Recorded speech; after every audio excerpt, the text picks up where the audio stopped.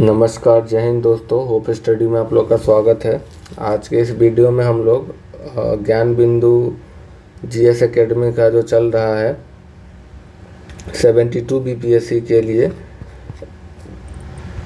दर्पण टेस्ट जो चल रहा है, आज उसका हम लोग फुल लेंथ सीरीज जो है वो 9 को डिस्कस करेंगे। तो चलिए फटाफट हम लोग शुरू करते हैं। इससे पहले जो है 1 से 8 तक का भी डिस्कशन करवा दिया गया है। अगर आप लोग नहीं देखे हैं तो वो भी आप वीडियो जाके देखिए, आप लोग को काफ़ी उससे सहायता मिलेगा।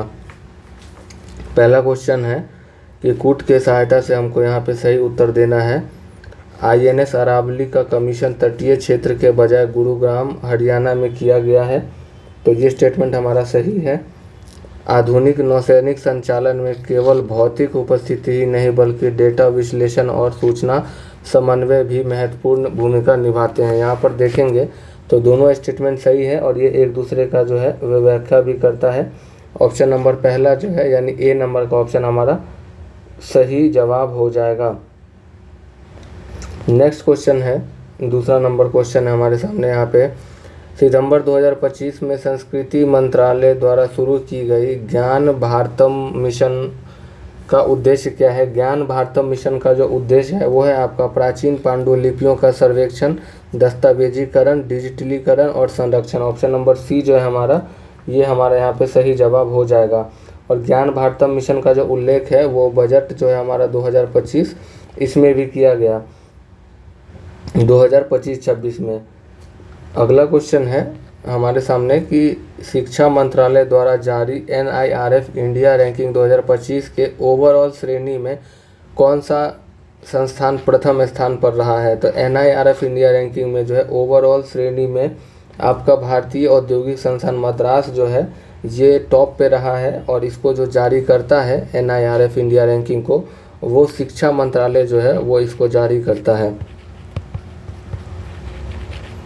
ठीक, नेक्स्ट क्वेश्चन है कि दीनदयाल लाडो लक्ष्मी योजना किस राज्य ने शुरू किया है। दीनदयाल लाडो लक्ष्मी योजना जो है वो हरियाणा सरकार ने शुरू किया है। नेक्स्ट क्वेश्चन है हमारे सामने यहाँ पे कि कूट के हिसाब से सही उत्तर देना है। सेमिकॉन इंडिया 2025 का आयोजन नई दिल्ली में किया गया। ये स्टेटमेंट अगर देखेंगे तो ये स्टेटमेंट हमारा यहाँ पे सही है। दूसरा कथन है सेमिकॉन इंडिया 2025 का थीम अगली सेमीकंडक्टर महाशक्ति का निर्माण था। दोनों स्टेटमेंट सही है। सही जवाब हमारा 5 का जो है सी नंबर ऑप्शन सही जवाब हो जाएगा। अगर हम सेमिकॉन इंडिया 2025 की यहाँ पे अगर हम बात करें तो इसका जो आयोजन नई दिल्ली में हुआ है, इसमें लगभग जो है 48 देशों का 350 से प्लस कंपनी ने इसमें पार्टिसिपेट किया था।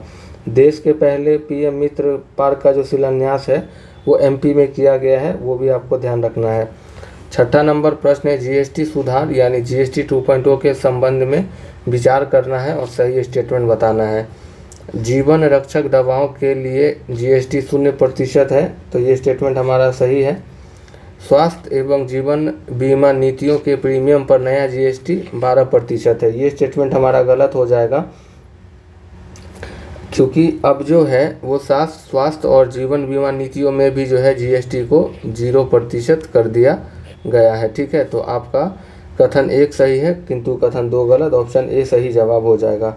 GST 2.0 की मिस विशेषता की बात करें तो पहले जो 4 स्लैब था 5, 12, 18 और 30, इस स्लैब को ख़त्म कर दिया गया है। वर्तमान में अब 2 ही स्लैब है, 5% और 18%, और जो भी एक्स्ट्रा लग्जरी गुड्स है उस पे 40% है, ये ध्यान रखिएगा। 7वां नंबर क्वेश्चन है कि बैराबी सैरांग रेल लाइन निम्नलिखित में से किस राज्य से संबंधित है। बैरागी सैरांग रेल लाइन परियोजना की बात करें तो ये हमारा मिजोरम राज्य में हो जाएगा।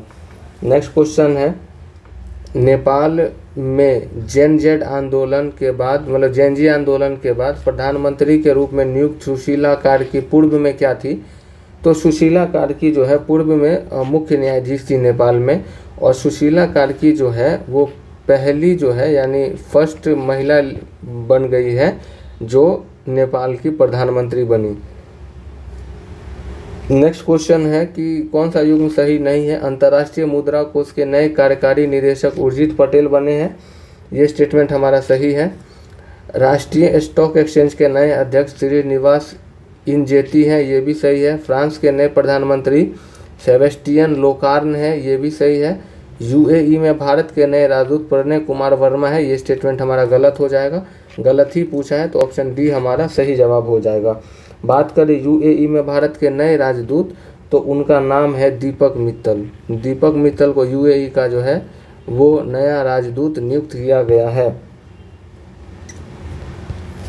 अगला क्वेश्चन पे चलते हैं। नेक्स्ट क्वेश्चन हम लोग से पूछा गया था कि रेमन मैग्सेसे पुरस्कार 2025 की विजेता सूची में कौन कौन शामिल है। तो विजेता सूची में देखेंगे तो गैर सरकारी संगठन एजुकेट गर्ल, तो ये शामिल है। हयाओ मियाजाकी ये भी है, और शहीना अली ये भी है। फ्लोवियानो विलानुएवा ये नहीं है। तो सही जवाब जो है यहाँ पे हमारा सॉरी यहाँ पे जो है ना हयायो मियाजाकी ये नहीं है, चौथा नंबर ऑप्शन है हमारा। ठीक है, मैं नाम में थोड़ा कंफ्यूज हो गया था। तो सही जवाब जो ऑप्शन बी हो जाएगा, 1, 3 और 4 जो है ये हमारा सही है। बात करें एजुकेट गर्ल का तो रेमन मैग्सेसे प्राप्त करने वाली भारत की ये पहली गैर सरकारी संगठन है। शाहीन अली की बात करें तो शाहीन अली से आप ये ध्यान रखिएगा कि ये जो है ये मालदीव की जो है ये पर्यावरणविद हैं। फ्लेवियाने विलानुएवा की अगर हम बात करते हैं तो फिलीपींस में गरीब एवं बेघर लोगों के उत्थान के संबंधित कार्यों के लिए जो है इनको सम्मानित किया गया है। ठीक है, रेमन मैग्सेसे पुरस्कार प्राप्त करने वाले पहले भारतीय कौन थे। तो रेमन मैग्सेसे पुरस्कार प्राप्त करने वाले पहले जो भारतीय हैं उनका नाम है आपका विनोबा भावे। और विनोबा भावे की अगर हम बात करें तो विनोबा भावे को 1958 में जो है रेमन मैग्सेसे पुरस्कार दिया गया था। नेक्स्ट क्वेश्चन है कि वर्ष 2023 का दादा साहब फाल्के पुरस्कार किसे दिया गया है। 2023 का दादा साहब फाल्के पुरस्कार जो मोहनलाल जी को दिया गया है। और मोहनलाल की अगर हम बात करें तो ये एक अभिनेता और निर्देशक हैं। 2021 और 2022 का जो दादा साहब फाल्के पुरस्कार है, 2021 का जो है वो वहीदा रहमान को दिया गया था और मिथुन चक्रवर्ती को 2022 का जो है दादा साहब फाल्के पुरस्कार से उनको सम्मानित किया गया था। नेक्स्ट क्वेश्चन है संयुक्त सैन्य अभ्यास मैत्री का 14वां संस्करण कहाँ हुआ है। मैत्री की अगर हम बात करें तो ये जो है भारत और थाईलैंड का एक युद्धाभ्यास है जिसका नाम मैत्री है। और इसका जो 14वां संस्करण है वो आपका उमरोई मेघालय के अंदर संपन्न हुआ। ये IIM अहमदाबाद दुबई में अपना जो है वो पहला अपना कैंपस खोला है, ये ध्यान रखिएगा। चौथा तटरक्षक वैश्विक शिखर सम्मेलन कहाँ संपन्न हुआ है। चौथा तटरक्षक वैश्विक शिखर सम्मेलन जो है ये आपका इटली के रोम में जो है ये संपन्न हुआ है। और इसमें 115 देश एवं अंतर्राष्ट्रीय संगठन ने इसका प्रतिनिधि इसमें जो है वो शामिल हुए थे। अब विचार करना है और सही जवाब बताना है। भारत का पहला बांस आधारित इथेनॉल संयंत्र असम में स्थापित किया गया। ये स्टेटमेंट अगर देखेंगे हमारा सही है कि पहला जो एथेनॉल है बांस आधारित वो असम में स्थापित किया गया है। और भारत का पहला गिद्ध संरक्षण पोर्टल असम में लॉन्च हुआ है। तो असम से रिलेटेड ये दोनों करंट अफेयर्स हमारा जो है सही है। अगर इथेनॉल की एग्जैक्ट जगह की बात करें तो असम का हमारा गोलाघाट जगह जो है इसका सही जवाब हो जाएगा। ठीक है, तो यहाँ पर देखेंगे तो हमारा यहाँ पे सही आंसर क्या हो जाएगा कि दोनों सही है, ऑप्शन नंबर सी सही जवाब हो जाएगा। वैश्विक जल संसाधन स्थिति रिपोर्ट 2024 के संदर्भ में विचार करना है कि जो जल संसाधन वैश्विक का रिपोर्ट है इसको संयुक्त राष्ट्र पर्यावरण कार्यक्रम ने जारी किया है। यहाँ देखेंगे अगर हम तो पहला स्टेटमेंट हमारा गलत हो जाएगा। जो वैश्विक जल संसाधन स्थिति रिपोर्ट है इसको जो जारी किया है वो किया है WMO यानी वर्ल्ड मेट्रोलॉजिकल ऑर्गेनाइजेशन, विश्व मौसम विज्ञान संगठन ने जो है वो वैश्विक जल संसाधन रिपोर्ट जारी किया है। इस रिपोर्ट के अनुसार 2024 में 450 गीगाटन बर्फ हिमनद से पिघले, स्टेटमेंट सही है। 2024 में अब तक का सबसे गर्म वर्ष 2024 रहा है, सही स्टेटमेंट है। और वैश्विक स्तर पर केवल 1/3 नदियों का पानी अब सामान्य स्तर पर था, ये भी स्टेटमेंट हमारा सही है। तो सही जवाब जो हमारा 2, 3, 4 हमारा सही स्टेटमेंट हो जाएगा। नेक्स्ट क्वेश्चन है हमारे सामने 16 नंबर का कि नया जो हमारा आयकर अधिनियम 2025 है उसके विषय में विचार करना है कि यह अधिनियम आयकर अधिनियम 1961 को प्रतिस्थापित कर देगा, ये स्टेटमेंट हमारा सही है। यह अधिनियम 1 अप्रैल 2027 से प्रभावी होगा। तो ये अधिनियम जो है ये 1 अप्रैल 2027 से नहीं बल्कि 1 अप्रैल 2026 से प्रभावी होगा। दूसरा ऑप्शन गलत हो जाएगा, सत्य केवल 1 हो जाएगा। भारत के पहले स्मार्ट इंटेलिजेंट विलेज के रूप में किसे विकसित किया जाएगा, तो इसके लिए जो है सतनावाड़ी को चुना गया है। सतनावाड़ी की बात करें तो ये महाराष्ट्र का एक विलेज है। अगला क्वेश्चन है भारत रूस औद्योगिक सहयोग के 11वीं वर्षगांठ कहाँ आयोजित किया गया है। तो भारत और रूस का औद्योगिक सहयोग का ये 11वीं वर्षगांठ का जो आयोजन है वो नई दिल्ली के अंदर किया गया है। वर्ष 2025 में भारत के किस देश के साथ समुद्री सुरक्षा को मजबूत करने के लिए समझौता किया है। तो 2025 में भारत ने जो है समुद्री सुरक्षा एवं को सुरक्षित और मजबूत करने के लिए जो ये समझौता यूएई के साथ किया है। निसार उपग्रह के संदर्भ में हमको विचार करना है, यह नासा और इसरो का संयुक्त पहल है। स्टेटमेंट हमारा यहाँ पे बिल्कुल सही हो जाएगा। यह उपग्रह पृथ्वी के सतह का सूक्ष्म अध्ययन तथा प्राकृतिक परिवर्तनों पर निगरानी करेगा, सही स्टेटमेंट है।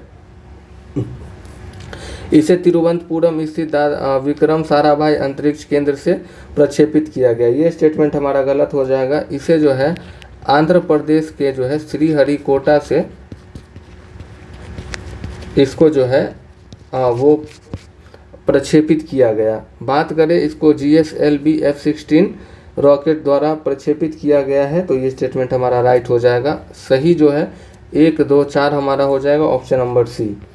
नेक्स्ट क्वेश्चन है भारत शासन अधिनियम 1935 के संदर्भ में हमको विचार करना है कि रेलवे के प्रशासन के लिए एक संघीय रेलवे प्राधिकरण की स्थापना का प्रावधान किया गया था, तो ये स्टेटमेंट हमारा सही हो जाएगा। मताधिकार क्षेत्र में विस्तार किया गया, ये भी सही है। प्रांतों में द्वैध शासन व्यवस्था को समाप्त कर दी गई थी, ये भी स्टेटमेंट सही है। और केंद्र में जो है वो द्वैध शासन का कॉन्सेप्ट लाया गया था, तो सही जो है वो हमारा सभी हो जाएगा, डी नंबर जो ऑप्शन सही हो जाएगा। नेक्स्ट क्वेश्चन है हमारे सामने यहाँ पे कि कौन सा कथन असत्य है। राज्यसभा को अनुदान पर स्वीकृति देने का अधिकार नहीं होता है, ये स्टेटमेंट देखेंगे हमारा ये बिल्कुल सही है कि अनुदान पर स्वीकृति देने का अधिकार राज्यसभा को नहीं होता है। राज्यसभा में कटौती प्रस्ताव नहीं रखे जा सकते हैं, सही स्टेटमेंट है। राज्यसभा में वार्षिक वित्तीय विवरण पर चर्चा नहीं होती, चर्चा होती है, तो यानी जो सी नंबर का ऑप्शन है हमारा ये गलत हो जाएगा और यही हमारा सही जवाब हो जाएगा, क्योंकि वार्षिक वित्तीय विवरण को जो है वो लोकसभा में पेश होने के बाद राज्यसभा में भी इस पर चर्चा होता है, ठीक है। अगला क्वेश्चन है हमारे सामने कि स्वतंत्र भारत का पहला मंत्रिमंडल जो 1947 में गठित हुआ था उसमें कितने युग्म सही है वो बताना है। डॉक्टर श्यामा प्रसाद मुखर्जी कार्य खान एवं ऊर्जा विभाग के मंत्री थे, तो हमारा जो यहाँ पे अगर हम देखेंगे तो श्यामा प्रसाद मुखर्जी उद्योग एवं आपूर्ति मंत्री थे, तो पहला ऑप्शन हमारा गलत हो जाएगा। ये क्या थे, उद्योग एवं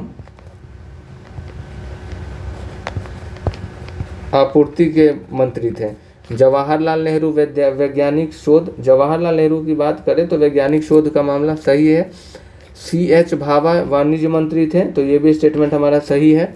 राजकुमारी अमृत कौर संचार मंत्री थी, नहीं, ये जो है राजकुमारी अमृत कौर ये स्वास्थ्य मंत्री थे, ठीक है। तो हमारा कितना यहाँ पे सही है, केवल 2 युग्म सही है, ठीक है। 24 नंबर क्वेश्चन है बहुजन समाज पार्टी BSP का स्थापना कब हुआ था। BSP का स्थापना जो 1984 में हुआ था और BSP का स्थापना जो है वो काशीराम ने किया था 1984 के अंदर।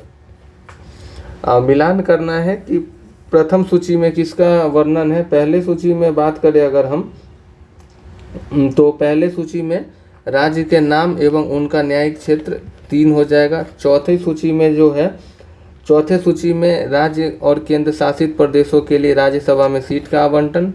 पाँचवीं सूची में जो है वो हमारा हो जाएगा अनुसूचित जाति एवं जनजाति क्षेत्रों में प्रशासन।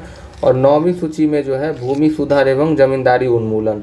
कोर्ट के हिसाब से सही जो जवाब है हमारा ऑप्शन नंबर सी हो जाएगा। ठीक है, भारत के संविधान की 12 अनुसूची की बात कर ले तो पहला का हमने देख लिया, दूसरा में शपथ है, दूसरा में वेतन है, तीसरा में शपथ है, चौथा में राज्यसभा में सीटों का आवंटन, पांचवा में SC/ST का प्रशासन, छठा में असम, मेघालय, त्रिपुरा और मिजोरम राज्यों में जनजातीय क्षेत्रों का प्रशासन, सातवीं में सूची की बात है संघ सूची, राज्य सूची, समवर्ती सूची, आठवीं में 22 भाषाएं, नौवीं में जमींदारी उन्मूलन, 10वीं में दल बदल। और दल बदल को जो है 52वां संविधान संशोधन 1985 के द्वारा जोड़ा गया था।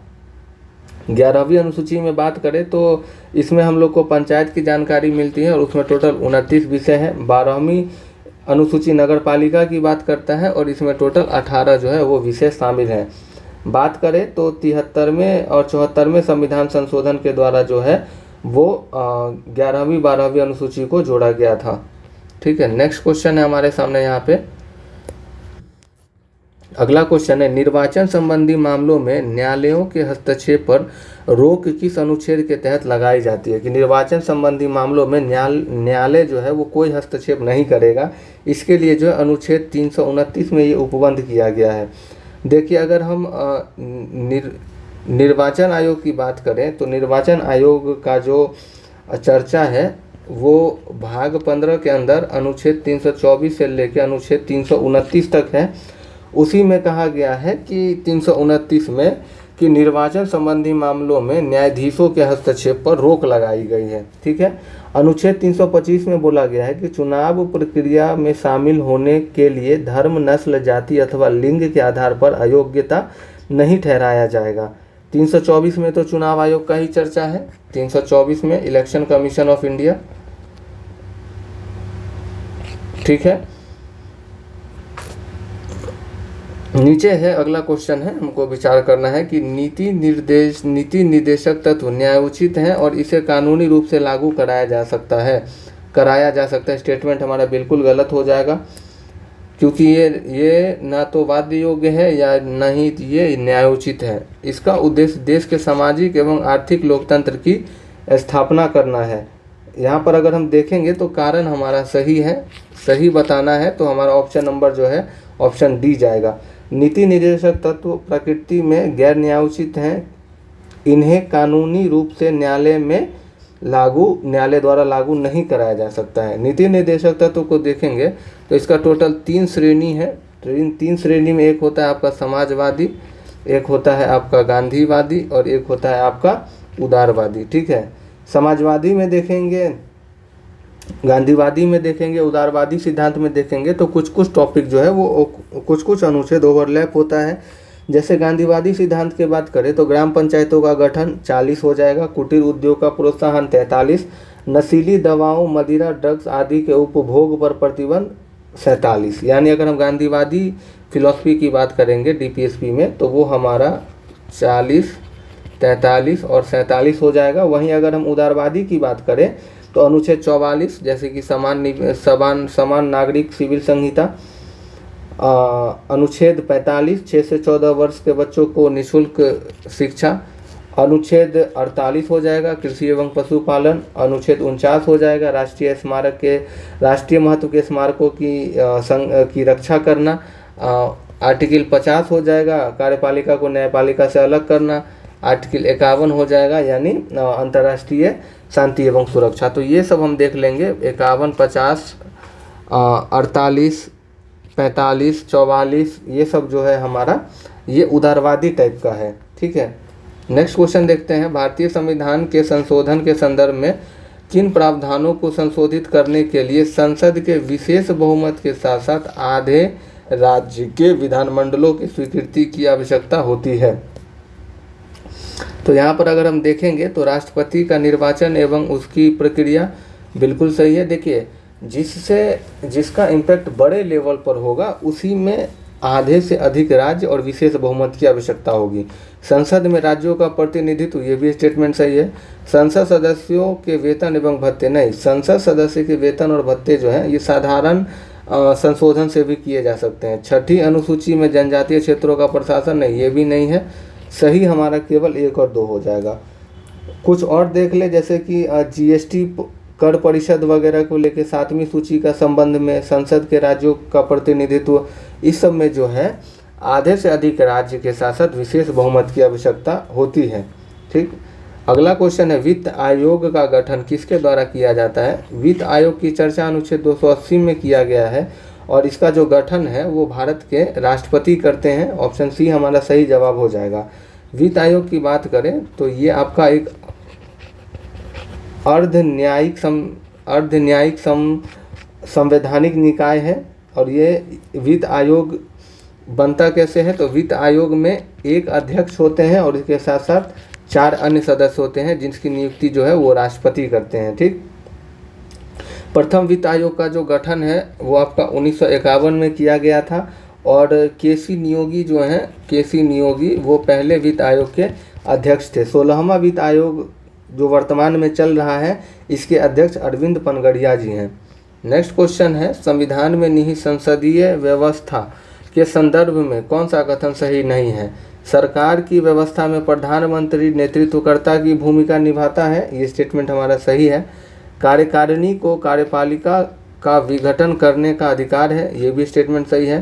कार्यपालिका अपनी नीतियों एवं कार्यों के लिए विधायिका के प्रति उत्तरदायी नहीं होती है, ये स्टेटमेंट हमारा गलत है, उत्तरदायी होती है।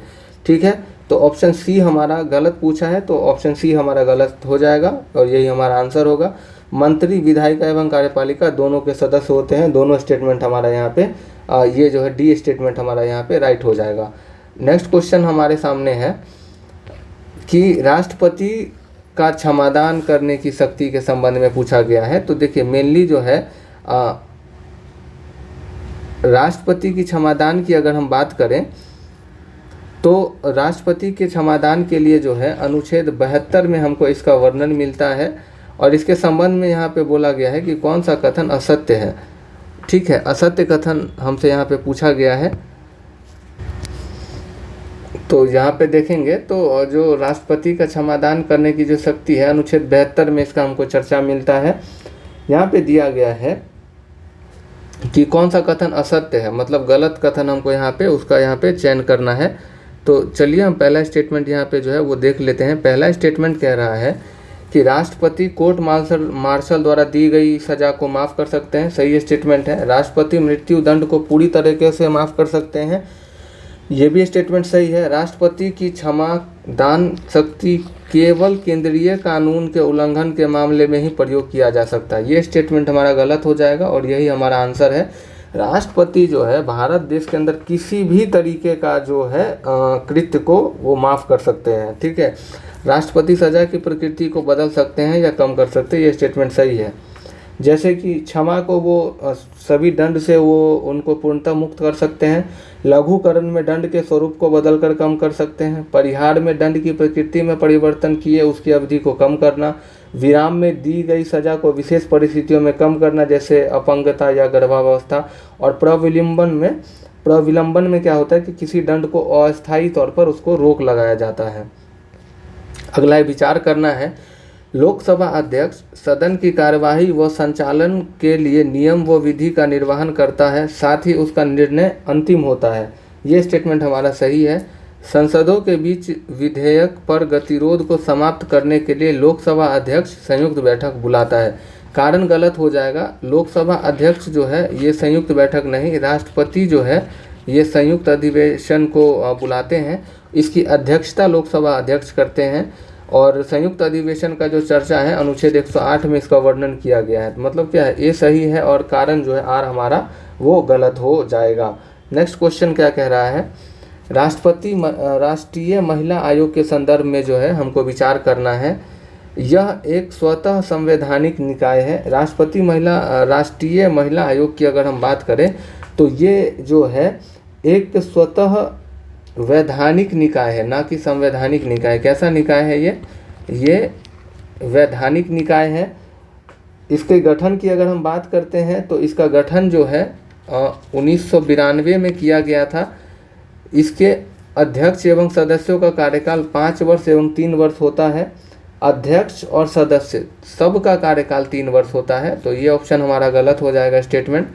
आयोग को केवल सिविल अदालत के सभी शक्तियां प्राप्त है, ये स्टेटमेंट हमारा बिल्कुल सही है कि वो सिविल अदालत की जो है सभी शक्तियां जो है राष्ट्रीय महिला आयोग को प्राप्त है। सही स्टेटमेंट कथन केवल सी हमारा सही है।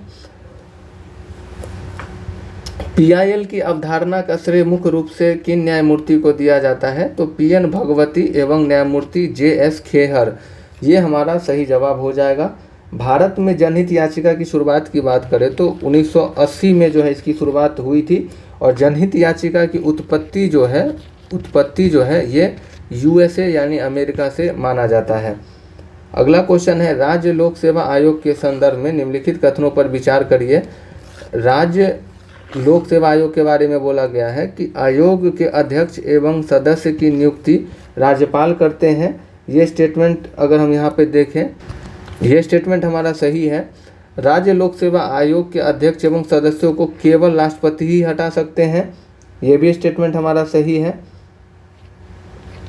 अगला है कि यहाँ पे कि राज्य लोक सेवा आयोग के अध्यक्ष व सदस्यों के वेतन भत्ता व पेंशन सहित अन्य खर्चों पर राज्य विधानमंडल में मतदान किया जा सकता है, ये स्टेटमेंट हमारा गलत हो जाएगा क्योंकि इनको जो है वेतन भत्ता वो संचित निधि यानी राज्य के संचित निधि के द्वारा जो है इनको दिया जाता है, तो इसीलिए जो हमारा तीसरा स्टेटमेंट गलत हो जाएगा। राज्यपाल राज्य सेवाओं व पदों से संबंधित नियम बना सकता है जिसके लिए आयोग से परामर्श की ज़रूरत नहीं है, ये स्टेटमेंट सही है।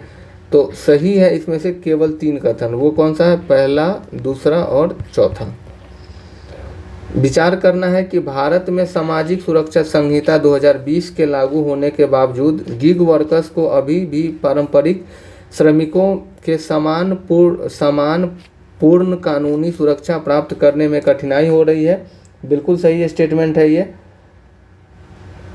अगला स्टेटमेंट कह रहा है कि गिग वर्कर्स को वर्तमान कानूनों में अक्सर स्वतंत्र ठेकेदार के रूप में वर्गीकृत किया जाता है, न कि कर्मचारी के रूप में, जिससे वे कई औद्योगिक विवाद कानून के दायरे से बाहर हो जाते हैं। दोनों स्टेटमेंट सही है और ये एक दूसरे का व्याख्या भी कर रहा है। नेक्स्ट क्वेश्चन है हम लोग के सामने, यहाँ पे मिलान करना है। बाजार कीमत पर सकल राष्ट्रीय उत्पाद, इसको हम लोग कैसे निकालते हैं? बाजार कीमत पर सकल राष्ट्रीय उत्पाद को जो है हम लोग GDP at market price plus विदेशों से प्राप्त शुद्ध कारक आय के द्वारा निकालते हैं। बाजार कीमत पर शुद्ध राष्ट्रीय उत्पाद, तो ये हमारा हो जाएगा GNP eight market price minus depreciation. कारक लागत पर सकल घरेलू उत्पाद, ये हो जाएगा हमारा NDP at market at factor cost plus इसमें डिप्रिसिएशन ऐड हो जाता है। और कारक लागत पर शुद्ध राष्ट्रीय उत्पाद, इसमें GNP eight factor cost minus depreciation, सभी मिला ही हुआ है। तो ABCD हमारा यानी 1 2 3 4 डी नंबर ऑप्शन हमारा यहाँ पे जवाब सही जाएगा। नेक्स्ट क्वेश्चन है, अगला क्वेश्चन है कि यहाँ पे बहुआयामी गरीबी सूचकांक केवल आय को कमी को नहीं बल्कि स्वास्थ्य और शिक्षा जैसे अभावों को भी मापता है। यहाँ पर अगर हम देखेंगे तो ये स्टेटमेंट हमारा बिल्कुल सही है। वैश्विक भुखमरी सूचकांक की गणना में मुख्य रूप से बाल स्वास्थ्य से जुड़े संकेतकों जैसे चाइल्ड स्टंटिंग, चाइल्ड वेस्टिंग को शामिल किया जाता है। कारण भी सही है लेकिन ये एक दूसरे का जो है व्याख्या नहीं करता है, तो ऑप्शन बी हमारा सही जवाब हो जाएगा। ठीक है, बहुआयामी गरीबी सूचकांक की अगर हम बात करें तो बहुआयामी गरीबी सूचकांक को जो है UNDP के द्वारा जो है यूनाइटेड नेशन डेवलपमेंट प्रोग्राम के द्वारा जारी किया जाता है और इसमें जो है टोटल 3 आयाम है और इसमें 10 संकेतक हैं उसके अंतर्गत। ठीक है, 3 आयाम में बात करें बहुआयामी गरीबी सूचकांक में तो एक तो आपका स्वास्थ्य हो जाएगा, दूसरा आपका शिक्षा हो जाएगा और तीसरा जो है आपका वो जीवन प्रत्याशा हो जाएगा। ठीक है, जीवन स्तर कह सकते हैं उसको। ठीक, वही वैश्विक भुखमरी सूचकांक की अगर हम बात करें तो जो हमारा वैश्विक भुखमरी सूचकांक है इसको जो है वर्ल्ड वाइड और वेलथुंगर हिल्स के द्वारा इसको जारी किया जाता है।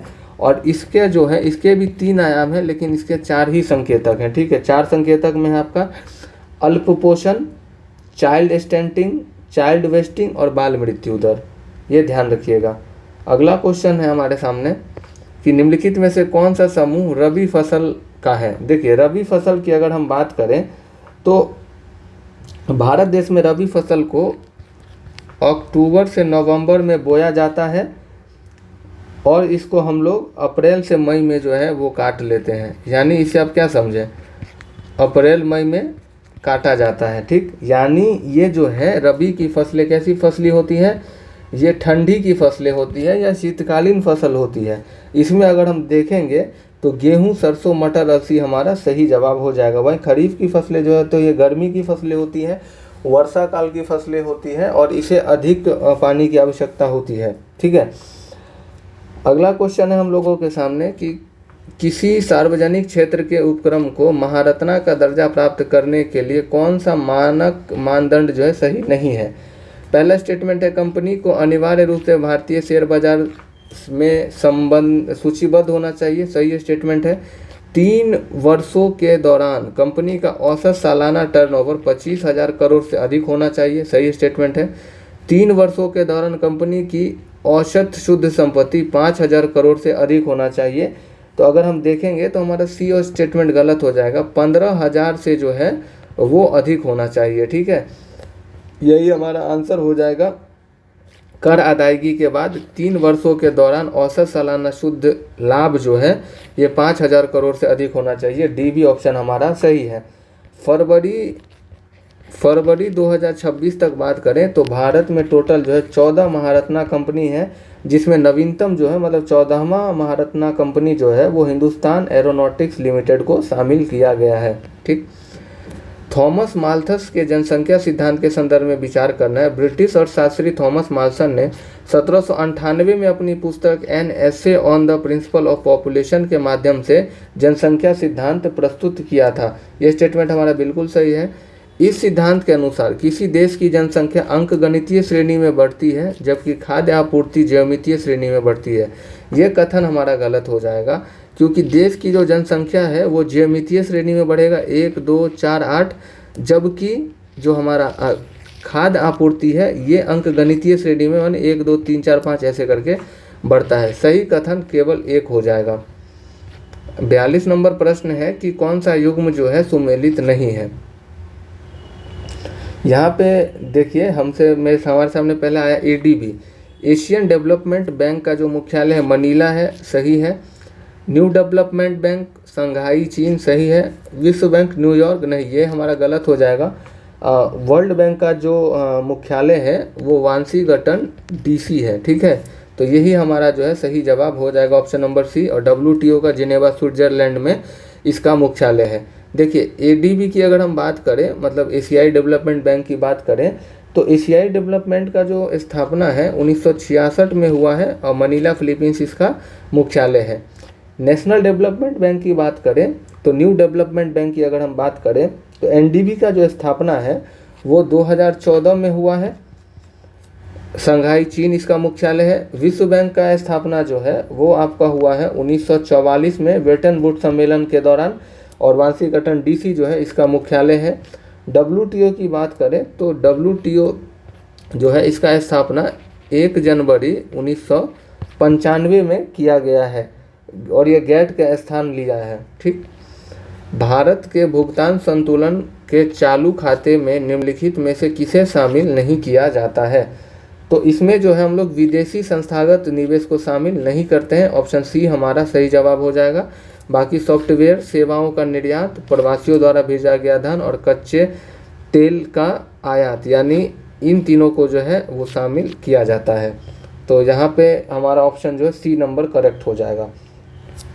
बजट 26-27 के अनुसार है, क्षेत्र और उनके आवंटन को मिलाना है। देखिए शिक्षा मंत्रालय के लिए कितना राशि एलोकेट हुआ है तो 1,39,289 करोड़ रुपया।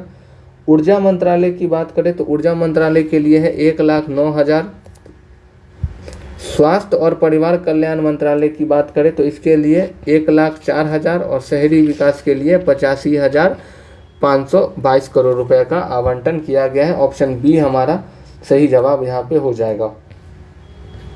अगला क्वेश्चन है हमारे सामने यहाँ पे, आर्थिक समीक्षा 25-26 के अनुसार 2024-25 के अनुमानित खाद्यान्न उत्पादन के संदर्भ में हमको यहाँ पे विचार करना है।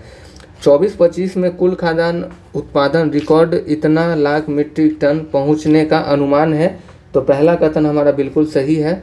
दूसरा कथन कह रहा है कि पिछले वर्ष की तुलना में इस वर्ष कुल उत्पादन में लगभग 254.3 लाख मीट्रिक टन की वृद्धि दर्ज की गई है। ये भी स्टेटमेंट सही है। उत्पादन में यह समग्र वृद्धि मुख्य रूप से केवल चाय और गेहूं के उत्पादन में हुई वृद्धि का परिणाम है। तीसरा स्टेटमेंट गलत हो जाएगा। चाय और गेहूं के साथ साथ मोटे अनाज और मक्का में भी बढ़ोतरी देखी गई है। तो सही कथन 1 और 2 हमारा राइट आंसर हो जाएगा।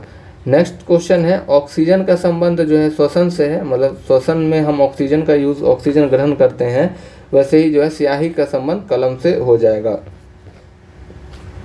नेक्स्ट क्वेश्चन चलिए, अगला क्वेश्चन है हम लोग के सामने यहाँ पे 46 नंबर में पूछा है कि इसको सार्थक क्रम में व्यवस्थित कीजिए। तो सबसे पहले क्या होगा, सबसे पहले तो बिंदु होता है, बिंदु के बाद होगा रेखा, रेखा के बाद होगा कोण, कोण के बाद होगा त्रिभुज और त्रिभुज के बाद होगा वर्ग, ठीक है। और वर्ग के बाद क्या होगा, इसमें तो 5 ही दिया हुआ है, तो चलिए इसमें हम देख लेते हैं। तो सबसे पहले बिंदु 5 पहले होगा, ऑप्शन बी जो है हमारा सही जवाब हो जाएगा। यहाँ पे हमको यहाँ पे इसका वैल्यू फाइंड करना है। तो यहाँ पर अगर हम देखेंगे तो 6 गुना 6 कितना होता है, 36 होता है, और 4 निमा ये भी 36 होता है, ठीक। उसी तरीक़ा से 9 8 72 हो जाएगा, और 24 या भी 72 होता है। तो 15 छंके कितना होगा 90, तो 9 गुना यहाँ पे 10 हो जाएगा, तो 10 निमा 90, सी ऑप्शन सही जवाब हो जाएगा। विषम शब्द को हमको यहाँ पे चयन करना है। तो विषम शब्द देखेंगे तो हमारा यहाँ पे जूट, कॉटन, सिल्क जो है ये सब प्राकृतिक उत्पाद है, जब बल्कि रेयन की अगर हम बात करें तो ये आर्टिफिशियल यानी कृत्रिम रेशा है। तो ऑप्शन सी हमारा सही जवाब हो जाएगा। लुप्त पद ज्ञात करना है। यहाँ पर देखिए 9 में से अगर हम 4 घटाएंगे तो 5 आएगा, फिर उसको अगर हम 4 से गुना कर देंगे तो 20 हो जाएगा। उसी प्रकार 8 में से 5 घटाएंगे तो 4 होगा, 8 में से 5 घटाएंगे तो 3 होगा, और उसको अगर हम 4 से गुना कर देंगे तो 12 हो जाएगा। तो फिर 7 में से 6 घटाएंगे तो 1 होगा, और उसको 4 से गुना करेंगे तो हमारा 4 जो है ऑप्शन बी सही जवाब हो जाएगा। यहाँ पे पूछा है कि 4 के विपरीत फलक पर क्या है, तो हम देख लेते हैं विपरीत निकाल के। यहाँ देखिए हम इस दोनों को उठा रहे हैं क्लॉकवाइज, 6 2 4, ये हो जाएगा 6 5 3, यानी 4 का विपरीत कौन है, 4 का विपरीत 3 है। 51 का ऑप्शन जो है हमारा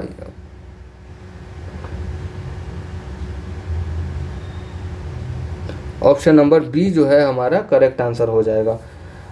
यदि किसी एक विशेष वर्ष का कोई एक महीना जो है शुक्रवार को समाप्त होता है तो उस महीने में कुल कितने मंगलवार होंगे।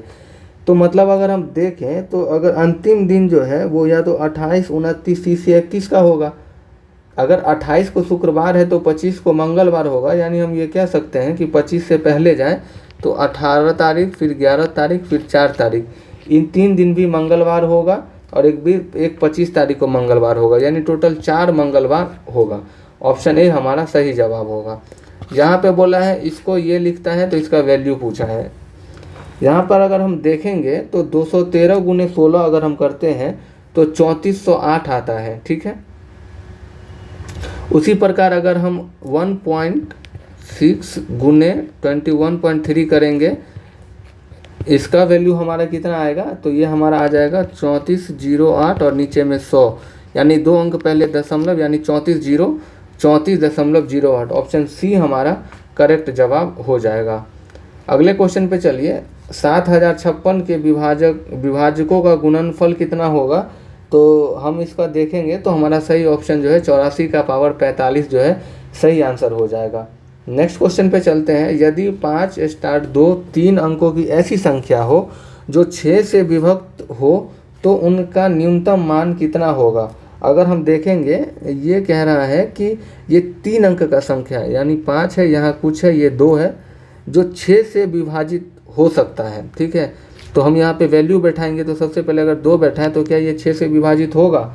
अगर हम इसमें 6 से भाग देते हैं तो ये 87 जो है यानी 87 बार में ये पूरा कट जाएगा। तो न्यूनतम मान जो है 6 से विभक्त होने के लिए 2 ही हमारा सही जवाब आ जाएगा। अगर 2 से नहीं कटता 3 डालते, फिर 7 डालते, 6 डालते, ऐसे करके डालते। अदिश और सदिश के संदर्भ में विचार करना है कि अदिश राशियां जोड़ के त्रिभुज नियम का पालन करती है, ये स्टेटमेंट हमारा गलत हो जाएगा। सदिश राशियां जोड़ के त्रिभुज नियम का पालन नहीं करती हैं, ये भी स्टेटमेंट गलत हो जाएगा, क्योंकि अदिश राशियां जो है, अदिश राशियां त्रिभुज के नियम का पालन करता है और सदिश राशियां जो है ये अदिश राशियां जो है त्रिभुज नियम का पालन नहीं करता है और सदिश राशियां जो है त्रिभुज नियम का पालन करता है। ठीक, द्रव्यमान, दूरी, चाल सदिश राशियों का उदाहरण है, वेग तथा विस्थापन अदिश राशियों का उदाहरण है। ये दोनों स्टेटमेंट गलत हो जाएगा।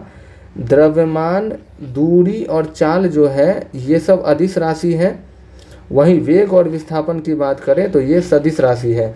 अदिश राशियों को व्यक्त करने के लिए परिमाण के साथ साथ दिशा की भी आवश्यकता होती है। नहीं, केवल परिमाण की आवश्यकता होती है, दिशा की जो है आवश्यकता नहीं होती है।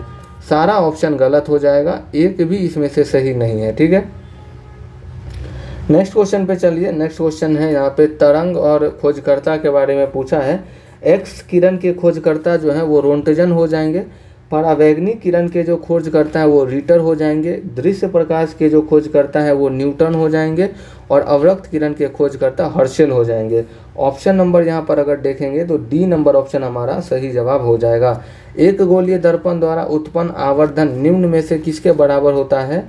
तो प्रतिबिंब की ऊंचाई बट्टे वस्तु की ऊंचाई।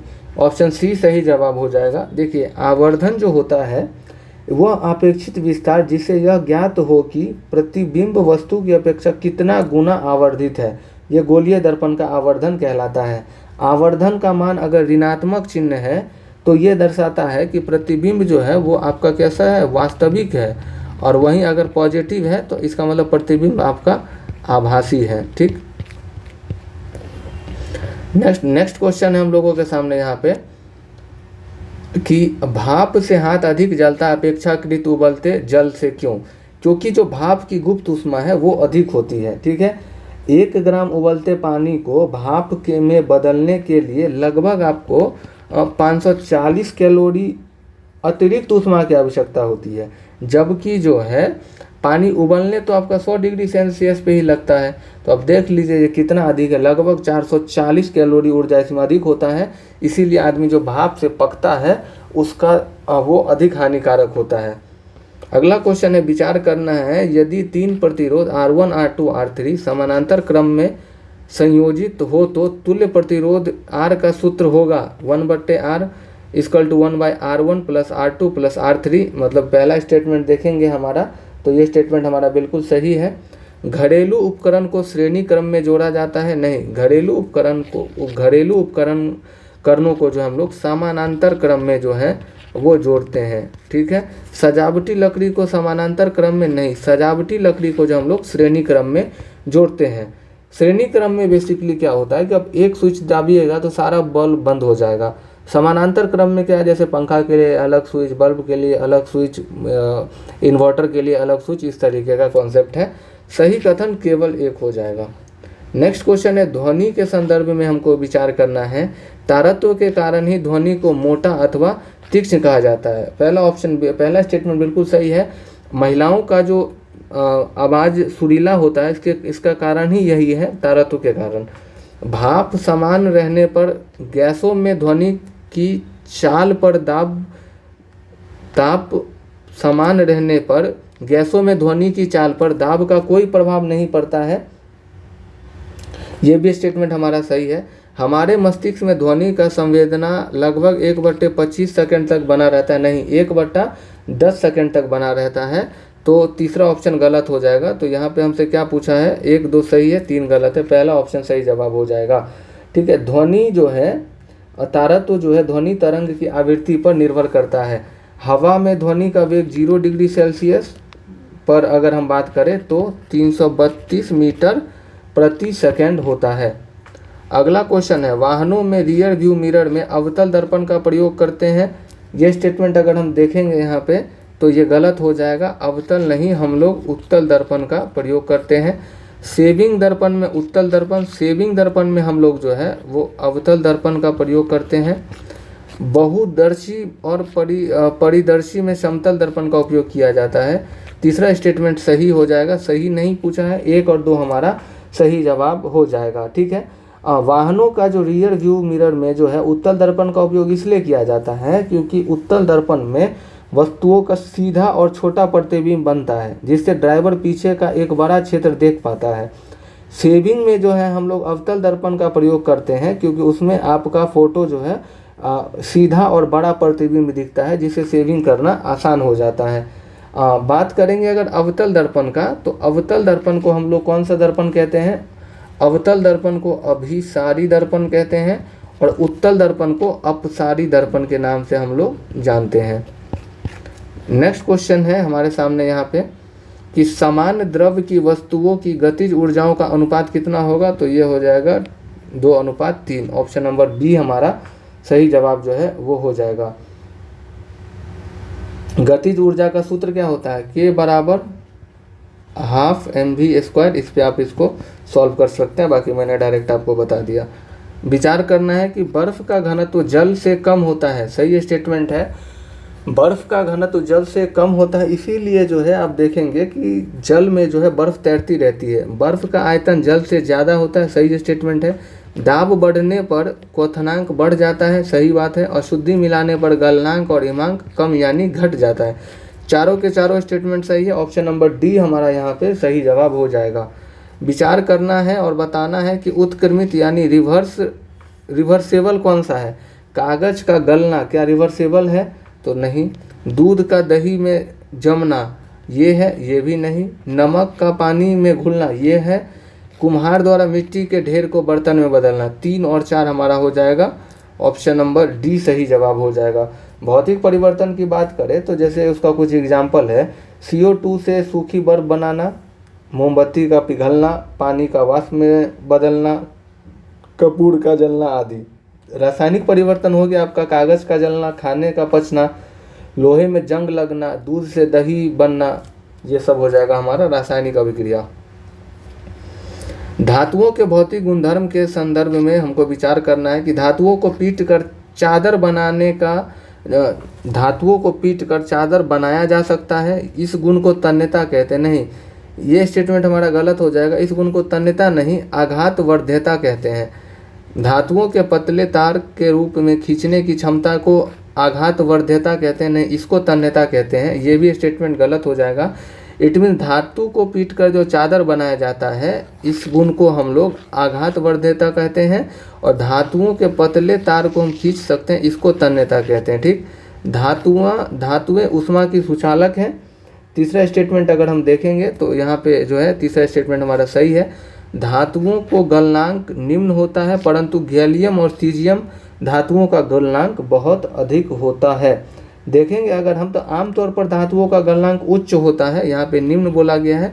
चौथा स्टेटमेंट भी गलत हो जाएगा। गैलियम और सीजियम का जो गलनांक है वो बहुत कम होता है। इसको हथेली पर अगर हम रखेंगे तो ये पिघलने लगता है। ठीक, तो सही पूछा है तो सही तो केवल 3 है, ऑप्शन सी। धातुओं से संबंधित कुछ बात ध्यान रखेंगे, जैसे सामान्यतः धातुएं कठोर होती है, धातुओं के क्वथनांक एवं गलनांक उच्च होते हैं। सामान्यतः धातुएं कठोर सतह पर टकराने पर घंटी जैसी आवाज़ उत्पन्न करती है। विचार करना है। टेफ्लॉन एसिटिलीन डाइक्लोराइड का बहुलक है, तो हमारा पहला स्टेटमेंट गलत हो जाएगा क्योंकि टेफ्लॉन वास्तव में टेट्राफ्लोरीन एथिलीन का बहुलक है, ना कि एसिटिलीन डाइक्लोराइड का। ठीक, बेकेलाइट फिनॉल तथा फॉर्मेल्डिहाइड के संघनन से बनता है। ये स्टेटमेंट हमारा सही है। नियोप्रीन एक संश्लेषित रबर है। 2 और 3 स्टेटमेंट सही है, केवल 2 हमारा सही जवाब हो जाएगा। बेकेलाइट एक थर्मोस्टेटिंग प्लास्टिक है जो फिनॉल तथा फॉर्मेल्डिहाइड के संघनन का बहुलीकरण के द्वारा बनता है। नेक्स्ट क्वेश्चन है हम लोगों के सामने, हैलोजन के संदर्भ में हमको यहाँ पे विचार करना है। अगर हम हैलोजन की बात करें, आधुनिक आवर्त सारणी के समूह 18 के में रखे गए तत्व को हैलोजन कहा जाता है। स्टेटमेंट बिल्कुल गलत है। समूह 17 के तत्व को जो है हम लोग हैलोजन का तत्व कहते हैं। हैलोजन में सर्वाधिक अभिक्रियाशील क्लोरीन है, ये भी स्टेटमेंट हमारा गलत हो जाएगा। हैलोजन में सबसे अभिक्रियाशील जो है वो हमारा फ्लोरीन होता है, ठीक है, फ्लोरीन यानी F। सर्वाधिक विद्युत ऋणात्मकता तत्व क्लोरीन का है। सबसे ज़्यादा जो विद्युत ऋणात्मकता तत्व जो है वो फ्लोरीन का होता है, यानी तीसरा भी ऑप्शन गलत है, सही नहीं है। 1 2 3 सब गलत है यहाँ पे, ठीक है। नेक्स्ट क्वेश्चन चलते हैं। बेकिंग सोडा के संदर्भ में हमको विचार करना है। इसका रासायनिक नाम सोडियम कार्बोनेट होता है। अगर हम यहाँ पे देखें तो ये स्टेटमेंट हमारा गलत हो जाएगा। बेकिंग सोडा का जो रासायनिक नाम है वो सोडियम हाइड्रोजन कार्बोनेट होता है। सोडियम यहाँ पे हो जाएगा सोडियम हाइड्रोजन कार्बोनेट होता है। बेकिंग सोडा एक प्रबल असंक्षारीय लवण है, तो दूसरा ऑप्शन भी हमारा जो है वो गलत हो जाएगा, क्योंकि बेकिंग सोडा जो है प्रबल नहीं, ये आपका दुर्बल और संक्षारकीय लवण है। इसका उपयोग सोडा अम्ल अग्निशामक में किया जाता है, ये स्टेटमेंट हमारा सही है। बेकिंग पाउडर बनाने में टार्टरिक अम्ल और बेकिंग सोडा का प्रयोग किया जाता है, ये भी स्टेटमेंट हमारा सही है। तो असत्य है केवल 2, वो कौन से हैं, पहला और दूसरा। मिलान करना है अम्ल और उसका स्रोत। साइट्रिक अम्ल की बात करें तो साइट्रिक अम्ल जो है ये खट्टे फल यानी नींबू कुल के फलों में पाया जाता है। एसिटिक अम्ल की बात करें तो ये सिरका में पाया जाएगा। ऑक्जेलिक अम्ल की बात करें तो ये पालक में, और एस्कॉर्बिक अम्ल की बात करें तो आंवला में। सही जवाब अगर हम देखेंगे तो हमारा option number A he correct हो जाएगा। धातु एवं उसके अयस्क के संदर्भ में हमको यहाँ पे सही सुमेलित जो नहीं है वो बताना है। यहाँ पे अगर हम पहला देखें, एल्युमिनियम का अयस्क जो है वो डाई एस्पर और कोरंडम है, तो ये हमारा स्टेटमेंट बिल्कुल सही है। पोटेशियम का जो अयस्क है बोरेक्स नहीं, ये स्टेटमेंट गलत होगा और यही हमारा आंसर हो जाएगा। देखिए पोटेशियम का जो अयस्क है वो बोरेक्स नहीं है। बोरेक्स किसका अयस्क है, बोरेक्स जो है आपका सोडियम यानी Na का ये अयस्क है, ठीक है, Na का अयस्क है। जिंक जो है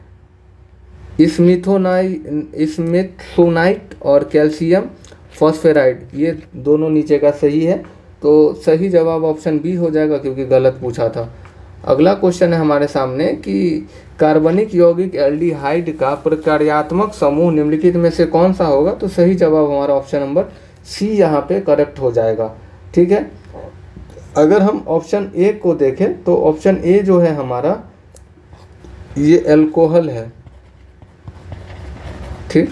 ऑप्शन बी की अगर हम बात करें तो ये हेलो है, और हेलो में ये क्लोरो और ब्रोमो है। और डी नंबर का ऑप्शन अगर हम देखें तो ये कार्बोक्सिलिक अम्ल का ये एग्जाम्पल है। तो हमारा सही जवाब जो है एल्डिहाइड का प्रक्रियात्मक समूह जो ऑप्शन सी हो जाएगा। कौन सा सोडियम के प्रमुख यौगिकों में शामिल नहीं है, तो अगर हम देखेंगे तो हाइपो जो है, यहाँ पे एक मिनट, यहाँ पे अगर हम देखेंगे हाइपो तो है, जिप्सम हमारा सही जवाब हो जाएगा। बाकी जो है माइक्रो कास्टिक साल्ट, हाइपो और कॉस्टिक सोडा जो है सोडियम के प्रमुख यौगिक में शामिल हैं। सोडियम अगर हम साधारण नमक की बात करें तो उसको हम सोडियम क्लोराइड या NaCl कहते हैं। कास्टिक सोडा की बात करें तो उसको हम लोग सोडियम हाइड्रो ऑक्साइड कहते हैं, NaOH। सोडा एश की बात करें तो इसको हम लोग सोडियम कार्बोनेट यानी Na2CO3 कहते हैं, ठीक है। तो हमारा सही जवाब जो है ऑप्शन नंबर डी हो जाएगा। विचार करना है कि चिकित्सा विज्ञान की शाखा हेल्कोलॉजी यकृत के उपचार और अध्ययन से संबंधित है। तो अगर हम यहाँ पे देखेंगे तो हमारा पहला कथन है, ये जो हमारा स्टेटमेंट पूर्ण बिल्कुल गलत है। चिकित्सा विज्ञान की शाखा जो हेल्कोलॉजी होता है, हेल्कोलॉजी में यकृत का नहीं बल्कि अल्सर का उपचार और अध्ययन से संबंधित है, ठीक। यकृत के लिए जो है आपका रोग विज्ञान वो आपका हेपेटोलॉजी है। यकृत के लिए कौन सा है, हेपेटोलॉजी, ठीक। सौरोलॉजी सांपों का अध्ययन है। अगर हम देखेंगे तो सौरोलॉजी जो है सांपों का अध्ययन है, ये भी स्टेटमेंट हमारा गलत हो जाएगा। सोरोलॉजी जो है ये सांप का नहीं, ये छिपकली का अध्ययन है, छिपकलियों का। अगला स्टेटमेंट है कि जीव की आकृति, उसकी संरचना और विशिष्ट संरचनात्मक गुणों का अध्ययन मार्फोलॉजी कहलाता है। तीसरा स्टेटमेंट हमारा बिल्कुल सही हो जाएगा। जीवित चीज़ों पर मृदा के प्रभाव का अध्ययन मृदा विज्ञान की शाखा एंड्रोलॉजी के अंतर्गत किया जाता है। ये भी स्टेटमेंट हमारा गलती हो जाएगा। एडाफोलॉजी होता है, वो क्या होता है? एडाफोलॉजी, ठीक। अगर हम एंड्रोलॉजी नहीं होता है, ठीक। तो पूछा कितने कथन सत्य हैं, तो केवल एक हो जाएगा हमारा, ठीक है। अगला है, और वो हमारा कथन कौन सा है? तीसरा। नेक्स्ट है, विचार करना है, हाइड्रा विखंडन द्वारा प्रजनन करते हैं। हाइड्रा जो है विखंडन द्वारा प्रजनन करते हैं, ये स्टेटमेंट हमारा गलत हो जाएगा, क्योंकि हाइड्रा जो है वो मुकुलन के द्वारा प्रजनन करते हैं। हाइड्रा किसके द्वारा प्रजनन करते हैं? मुकुलन के द्वारा हाइड्रा प्रजनन करते हैं। दूसरा है, इकाइनोडर्मेटा प्राणी स्थल एवं जमीन दोनों पर पाए जाते हैं। ये भी स्टेटमेंट हमारा गलत है। इकाइनोडर्मेटा में मोस्टली स्टारफिश आदि शामिल होते हैं, और ये विशेष रूप से जो है ये लोग ये सब जो है समुद्री जीव होते हैं। इकाइनोडर्मेटा जो है ये विशेष रूप से समुद्री जीव होते हैं, ठीक है, समुद्री जीव होते हैं। अमीबा जिस प्रक्रिया द्वारा भोजन प्राप्त करता है वो अंतःकोशिकीय कहलाता है। ये स्टेटमेंट सही है, केवल एक हमारा स्टेटमेंट जो है वो सही हो जाएगा। नेक्स्ट क्वेश्चन पे चलिए। पादप हार्मोन के संदर्भ में विचार करना है। जिब्रेलिन के ग्रोथ हार्मोन या वृद्धि करने वाला हार्मोन कहा जाता है। जिब्रेलिन जो है वो ग्रोथ हार्मोन या वृद्धि करने वाला हार्मोन है, ये स्टेटमेंट सही है। एब्सिसिक अम्ल द्वारा पौधे की मोटाई में वृद्धि होती है, नहीं। एब्सिसिक अम्ल की अगर हम बात करें तो पौधे की मोटाई के लिए मुख्य रूप से एब्सिसिक नहीं, कैम्ब्रियम जो होता है ये जिम्मेदार होता है, ठीक है।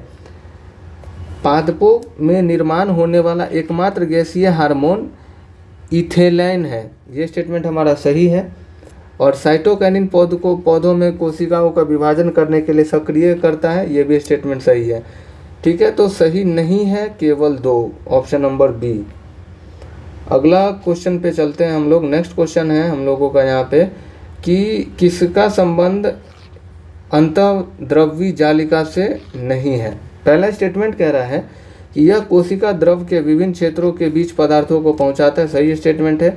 यह ऊर्जा उत्पादन का स्थल है, ये स्टेटमेंट गलत हो जाएगा, और यही हमारा आंसर है। ऊर्जा उत्पादन का जो स्थल है ये आपका माइटोकॉन्ड्रिया होता है, ठीक है। कौन होता है? माइटोकॉन्ड्रिया। यह कोशिका की कुछ जैव रासायनिक क्रियाओं का स्थल हो सकता है, सही स्टेटमेंट है। और केंद्रक और कोशिका द्रव के बीच प्रोटीन के लिए अभिगमन चैनल की तरह कार्य करता है, ये भी स्टेटमेंट हमारा सही है, ठीक है। नेक्स्ट क्वेश्चन पे चलिए। नेक्स्ट क्वेश्चन हमारे सामने है यहाँ पे।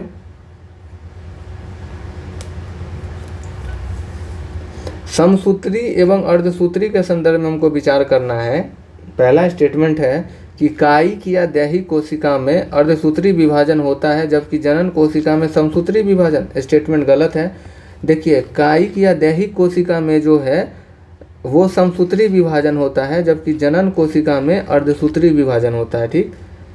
समसूत्री विभाजन द्वारा 2 कोशिकाएं बनती है, जबकि अर्धसूत्री विभाजन द्वारा 4 कोशिकाओं का निर्माण होता है, ये बिल्कुल सही स्टेटमेंट है, सही है, केवल 2।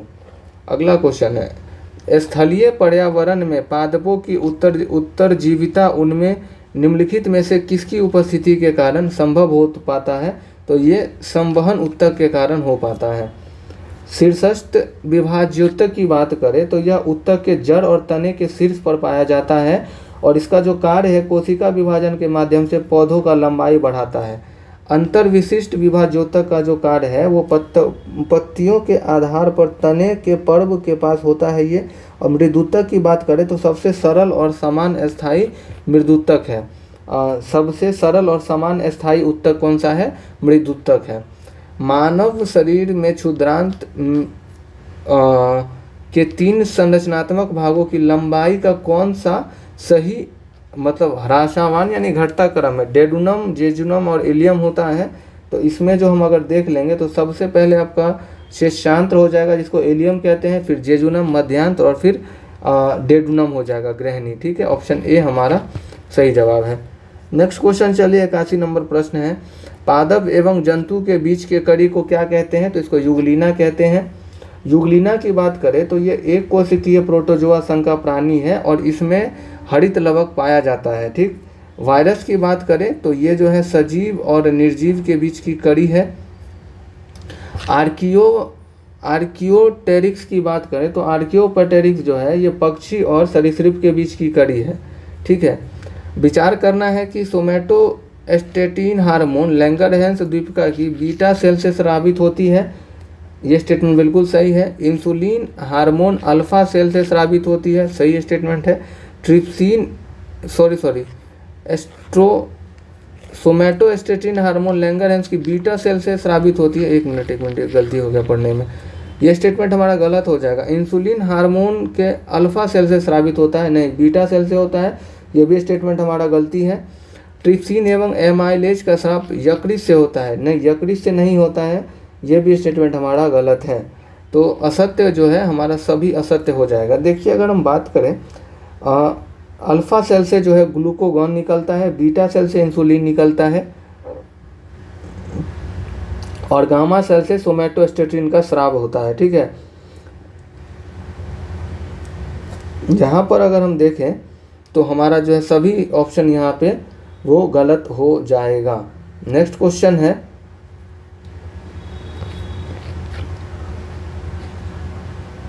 फेफड़ा की श्लेष्मा झिल्ली की सूजन को डैश कहा जाता है? फेफड़ा की श्लेष्मा झिल्ली की सूजन को जो है ब्रोंकाइटिस कहा जाता है, ऑप्शन ए हमारा सही जवाब हो जाएगा। हेपेटाइटिस की अगर बात करें तो हेपेटाइटिस से जो जिसमें जो इफेक्टेड होता है वो हमारा लीवर या यकृत हो जाता है। गैस्ट्राइटिस की बात करें तो गैस्ट्राइटिस से जो है ये पेट के परत में इससे सूजन आ जाती है और आयराइटिस में जो है ये आँखों की प्रॉब्लम है। ठीक है, अगला स्टेटमेंट है, मिलाना है कि किसका वैज्ञानिक नाम क्या है? तो अगर हम धान का देखेंगे यहाँ पे तो धान का ओराइजा एस्टिवा हो जाएगा। केचुआ की अगर हम बात करें तो केचुआ का पोस्टोथुमा हो जाएगा। मधुमक्खी की बात करें तो एपिक्स मेलिफेरा हो जाएगा और गेहूं का ट्रिटिकम एस्टिवम जो है ये हमारा सही जवाब हो जाएगा, यानी 2 1 3 4 ऑप्शन सी हमारा जवाब यहाँ पे बिल्कुल सही है। अगला क्वेश्चन है यहाँ पे, धमनी और सिरा के संदर्भ में हमको विचार करना है। धमनी में अशुद्ध रक्त बहता है जबकि सिरा में शुद्ध रक्त, गलत स्टेटमेंट है ये बिल्कुल। अगर हम यहाँ पे देखेंगे तो धमनी में जो है वो शुद्ध रक्त बहता है और सिरा में अशुद्ध रक्त बहता है। ठीक है, धमनी में रक्त के बहाव की दिशा शरीर से हृदय की तरफ होती है तथा सिरा में रक्त का बहाव की दिशा हृदय से शरीर की तरफ, ये भी स्टेटमेंट हमारा जो है ये गलत है, क्योंकि अगर हम देखें धमनी में जो है रक्त का बहाव वो हृदय से शरीर की तरफ होता है और सिरा में रक्त का बहाव जो है वो हृदय से बहाव की दिशा जो है शरीर से हृदय की ओर होता है। ठीक है, धमनी में वाल्व नहीं पाया जाता है जबकि सिरा में वाल्व पाया जाता है, ये स्टेटमेंट सही है। सत्य केवल 3 हो जाएगा। ठीक, विचार करना है कि सर विलियम जोन्स ने अभिज्ञान शाकुंतलम का अंग्रेजी अनुवाद किया था, सही स्टेटमेंट है। 1776 में मनुस्मृति का अंग्रेजी अनुवाद ए कोड ऑफ जेंटुलॉस के नाम से किया गया था, यह भी स्टेटमेंट सही है। 1785 में भगवत गीता का अंग्रेजी अनुवाद विलियम जोन्स ने किया था, ये स्टेटमेंट गलत हो जाएगा। 1785 में जो है भगवत गीता का अंग्रेजी अनुवाद जो है सर चार्ल्स विल्किंस ने किया था, सर चार्ल्स विल्किंस ने। तो सही जो है 1 2 हमारा सही जवाब हो जाएगा। नेक्स्ट क्वेश्चन है कि समुद्रगुप्त की विजय की नीति के संबंध में हमको यहाँ पे गलत कथन बताना है। यहाँ पे है कि सर्वकर्दानाज्ञाक्रम सीमांत क्षेत्रों के लिए, सही स्टेटमेंट है ये। कन्योयापन विदेशी शासकों को पराजित करके वैवाहिक संबंध की नीति, सही है। ग्रहण मोक्षानुग्रह मगध के आसपास के विजय की नीति, नहीं। ये जो है बेसिकली अगर हम देखेंगे तो जो ये ग्रहण मोक्षानुग्रह है ये मगध के आसपास के क्षेत्र के लिए नहीं था, ये जो है बेसिकली आपका दक्षिण भारत के राजाओं को मिलाने से इसका नीति इसका संबंध था, तो यही गलत हो जाएगा क्योंकि समुद्रगुप्त मेनली दक्षिण भारत में ही था। वैसे भी आप लगा सकते हैं आंसर सी ही गलत है, तो ऑप्शन नंबर सी हमारा सही जवाब हो जाएगा। नेक्स्ट क्वेश्चन है हम लोग के सामने यहाँ पे कि बौद्ध धर्म के अनुसार प्रतीत्य समुत्पाद सिद्धांत का क्या अर्थ है। तो प्रतीत समुत्पाद का अर्थ है कि एक वस्तु के विनाश के पश्चात दूसरे वस्तु की उत्पत्ति होती है। ऑप्शन नंबर डी जो है हमारा यहाँ पे वो बिल्कुल यहाँ पे हमारा सही जवाब हो जाएगा। नेक्स्ट क्वेश्चन है मौर्यकालीन गुप्तचर व्यवस्था के संबंध में सत्य कथन है। गुप्तचर से संबंधित विभाग को महामात्य सर्प कहा जाता था। ये स्टेटमेंट अगर हम देखेंगे तो पहला ही स्टेटमेंट हमारा सही हो जाएगा। संस्था उस गुप्तचर को कहते थे जो घुमक्कड़ थी, नहीं, ये जो है ये संगठित होकर कार्य करता था संस्था, और संचरा उस गुप्तचर को कहते थे जो घुमक्कड़ थी। ठीक है, तो सही जवाब हमारा ऑप्शन ए ही हो जाएगा। अगले क्वेश्चन पे चलते हैं। नेक्स्ट क्वेश्चन है ऋग्वैदिक काल में लोहे का उल्लेख नहीं मिलता है। ये स्टेटमेंट हमारा बिल्कुल सही है, और 1000 ईसा पूर्व के आसपास अतिरंजी खेरा से लोहे का ज्ञान प्राप्त किया गया है। अतिरंजी खेरा कहाँ है? यूपी में है। ये भी कारण भी सही है। ऑप्शन नंबर ए हमारा सही जवाब हो जाएगा, की व्याख्या कर रहा है। वर्ग और व्यवसाय से मिलान करना है। शुद्धोदम की अगर हम बात करें शुद्धडम, तो इसका जो है हमारा वो हो जाएगा ब्राह्मण एवं बुद्धिजीवी। अरसर वर्ग की बात करें तो अरसर वर्ग का संबंध शासक एवं योद्धा से हो जाएगा। वेनिगर वर्ग की बात करें तो इसका संबंध व्यापारी से, और वेलाल वर्ग जो था ये किसान से संबंधित हो जाएगा। ऑप्शन नंबर ए हमारा यहाँ पे सही जवाब है। नेक्स्ट क्वेश्चन पे चलिए। अगला क्वेश्चन है मौर्यकालीन प्रशासनिक इकाइयों और उनके आकार के संबंध में हमको जो है विचार करना है, मिलाना है यहाँ पे और बताना है कौन सा युग्म सही सुमेलित है। स्थानिक जो है 800 ग्रामों का समूह था, सही है। द्रोणामुख 200 गांवों का समूह था, नहीं, ये 400 गांवों का समूह था। और खाटविक जो था ये 200 गांवों का समूह था, दोनों गलत हो गए। और संग्राहक 10 गांवों का समूह था। केवल 2 युग्म यहाँ पे सुमेलित हो जाएगा। अगला क्वेश्चन है गुप्त काल में वर्णित भूमि के प्रकारों में से कौन सा युग्म सही सुमेलित नहीं है। अर्धखिल, जिस भूमि पर 1 वर्ष से खेती न की गई हो उसको अर्धखिल कहा जाता था, बिल्कुल सही। खिल, जिस भूमि पर 3 वर्ष तक खेती न की गई हो उसको खिल कहा जाता था। वन, जिस भूमि पर केवल वन उपजा होता था, ये स्टेटमेंट हमारा गलत हो जाएगा और यही हमारा आंसर हो जाएगा। वन उस भूमि को कहते थे जिस पर जो है 5 वर्ष तक खेती नहीं की जाती थी। ठीक है, अगला क्वेश्चन है हमारे सामने यहाँ पे। बाकी गुप्त काल से कुछ और भूमि के प्रकार आप लोग ध्यान रख सकते हैं, तो मैं बता देता हूँ। जैसे गोचर जो है चारागाह भूमि होता था। सील, जो भूमि जोती नहीं जाती थी। अपृहत जो है बिना जोती गई जंगली भूमि होती थी। अप्रदा विवादास्पद भूमि जिसे किसी को न दिया गया हो। और अदैव मात्रिक जो है जिस पर बिना वर्षा के अच्छी खेती होती है उसको कहा जाता था। अगला स्टेटमेंट है कि तराइन का प्रथम युद्ध कब हुआ है। ये हुआ है 1191 में। पृथ्वीराज चौहान की पराजय के बाद भी तुर्कों ने उन्हें पदच्युत नहीं किया। पहला अगर स्टेटमेंट देखेंगे तो ये गलत है। तराइन का पहला युद्ध में जो है पृथ्वीराज चौहान पराजय नहीं बल्कि विजय हुए थे। ठीक है। दूसरा स्टेटमेंट है कि इस काल के सिक्कों पर एक तरफ पृथ्वीराज देव और दूसरी तरफ श्री मोहम्मद शाम का नाम अंकित है। कारण हमारा सही है, तो ऑप्शन हमारा डी सही हो जाएगा। तराइन का पहला युद्ध गौरी और पृथ्वीराज चौहान के बीच में हुआ है, जिसमें पृथ्वीराज चौहान जीत जाते हैं। तराइन का दूसरा लड़ाई जो आपका 1192 में हुआ है, इसमें पृथ्वीराज चौहान जो है ये हार जाते हैं और इनकी मृत्यु हो जाती है, इनको मार दिया जाता है। मोहम्मद गौरी के सिक्का पर एक ओर जो है वो कलमा खुदा था, तो दूसरी ओर लक्ष्मी की आकृति रहती थी। अलाउद्दीन खिलजी ने भूमि माप के लिए मसाहत पद्धति लागू किया और राजस्व के दर को बढ़ाकर कुल उपज का 50% यानी आधा कर दिया था। बिल्कुल सही स्टेटमेंट है। अलाउद्दीन खिलजी को एक विशाल सेना का रखरखाव करना था और इसके लिए उसे भारी मात्रा में सरकारी राजस्व की आवश्यकता थी। कारण इसका व्याख्या कर रहा है, ऑप्शन ए जो है हमारा सही जवाब यहाँ पे हो जाएगा। नेक्स्ट क्वेश्चन है, राणा कुंभा के सांस्कृतिक एवं सैन्य योगदान के संदर्भ में विचार करना है। राणा कुंभा मालवा विजय के उपलक्ष्य में चित्तौड़ में कीर्ति स्तंभ का निर्माण करवाया था। बिल्कुल सही स्टेटमेंट है। कीर्ति स्तंभ को हिंदू देवशास्त्र का चित्रित कोष भी कहा जाता है। सही स्टेटमेंट है। राणा कुंभा ने जयदेव के गीत गोविंद पर रसिका प्रिय नामक टीका लिखा था। तीनों स्टेटमेंट हमारा यहाँ पे सही है और स्टेटमेंट जो है हमारा डी नंबर ऑप्शन सही हो जाएगा। एक युद्ध आप लोग ध्यान रख सकते हैं, खतौली का युद्ध। ये काफ़ी फेमस युद्ध है। खतौली की युद्ध की बात करें तो ये 1517 में हुआ है। इसमें राणा सांगा ने दिल्ली के शासक इब्राहिम लोदी को पराजित कर दिया था खतौली का युद्ध में। कब हुआ है? 1517 में।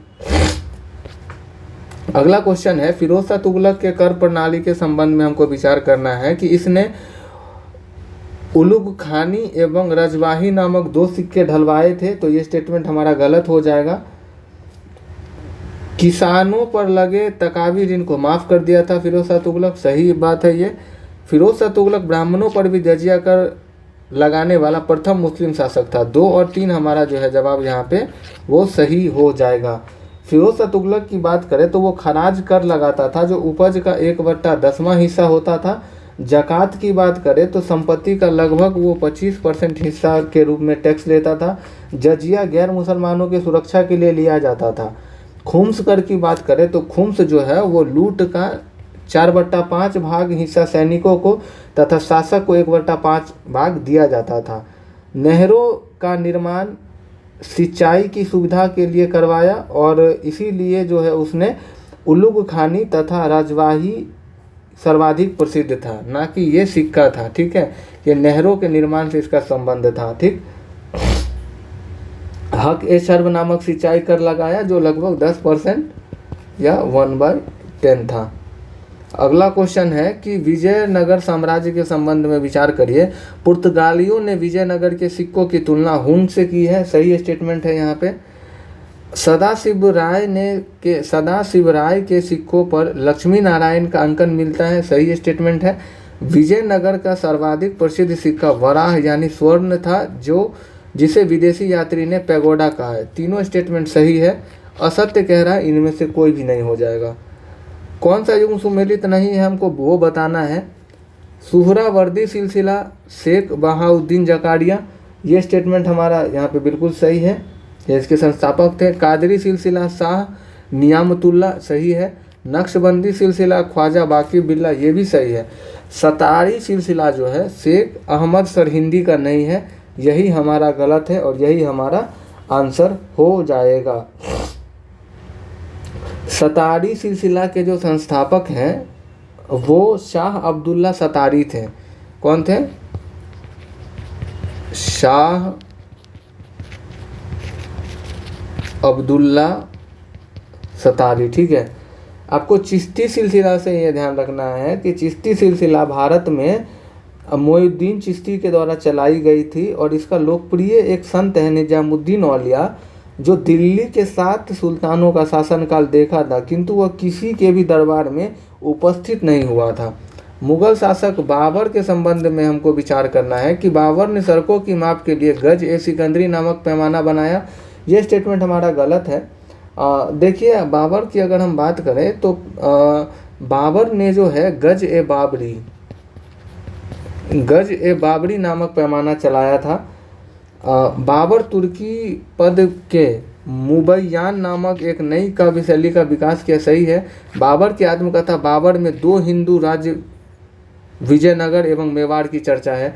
यह भी स्टेटमेंट सही है। सत्य केवल 2-3 हो जाएगा। देखिए, बाबर की बात करें तो वो तुर्की भाषा में अपनी आत्मकथा लिखता है जिसका नाम है तुजुक ए बाबरी। बाबर अपने आत्मकथा में जो है वो 5 मुस्लिम राज्य और 2 हिंदू राज्य, यानी उसमें पहला मेवाड़ और दूसरा विजयनगर का जो है वो चर्चा किया है। बाबर का जो प्रिय खेल था वो ताश का खेल था, जिसको जो है गंजीफा कहा जाता था, गंजीफा कहा जाता था। और बाबर ने सड़क के माप के लिए जो है गजे बाबरी नामक पैमाना चलाया था। बाबर ही जो है तुगलमा नीति का पद्धति का प्रयोग युद्ध में पहली बार किया था, फर्स्ट बैटल ऑफ पानीपत में। नेक्स्ट क्वेश्चन है, वर्धा योजना के तहत हस्तशिल्प को शिक्षा का केंद्र बिंदु बनाया गया था। ये स्टेटमेंट सही है। इसका मुख्य उद्देश्य केवल छात्रों को व्यावसायिक प्रशिक्षण देना था ताकि वे बड़े होकर कारखानों में काम कर सके। ये स्टेटमेंट हमारा गलत हो जाएगा। वर्धा आयोग की अगर हम बात करें तो वर्धा आयोग ने बहुत सारी सिफारिशें की थी, जिसमें था कि 7 से लेके 14 वर्ष की उम्र के बच्चों को निःशुल्क और अनिवार्य शिक्षा का जो माध्यम है, यहाँ पे बोला गया छात्रों को व्यावसायिक प्रशिक्षण देना नहीं, शिक्षा का माध्यम जो था वो मातृभाषा था, जो उसका मदर टंग जो है उसमें उसको शिक्षा दिया जाना चाहिए। ठीक है, तो क्या हो जाएगा, ए सही आर गलत, ऑप्शन सी। नेक्स्ट क्वेश्चन है, ज्योतिबा फूले को महात्मा की उपाधि किसके द्वारा दी गई थी? विट्ठलराव कृष्ण जी वाडेंकर ने जो है ज्योतिबा फूले को महात्मा की उपाधि दी थी, और ये उन्होंने 1888 में ज्योतिबा फूले को महात्मा की उपाधि दी थी। ज्योतिबा फूले का जन्म जो बात करें तो माली जाति में हुआ था, और उन्होंने 1873 में जो है सत्यशोधक समाज की स्थापना की थी। उन्होंने ब्राह्मणों के प्रतीक चिन्ह राम के जगह जो है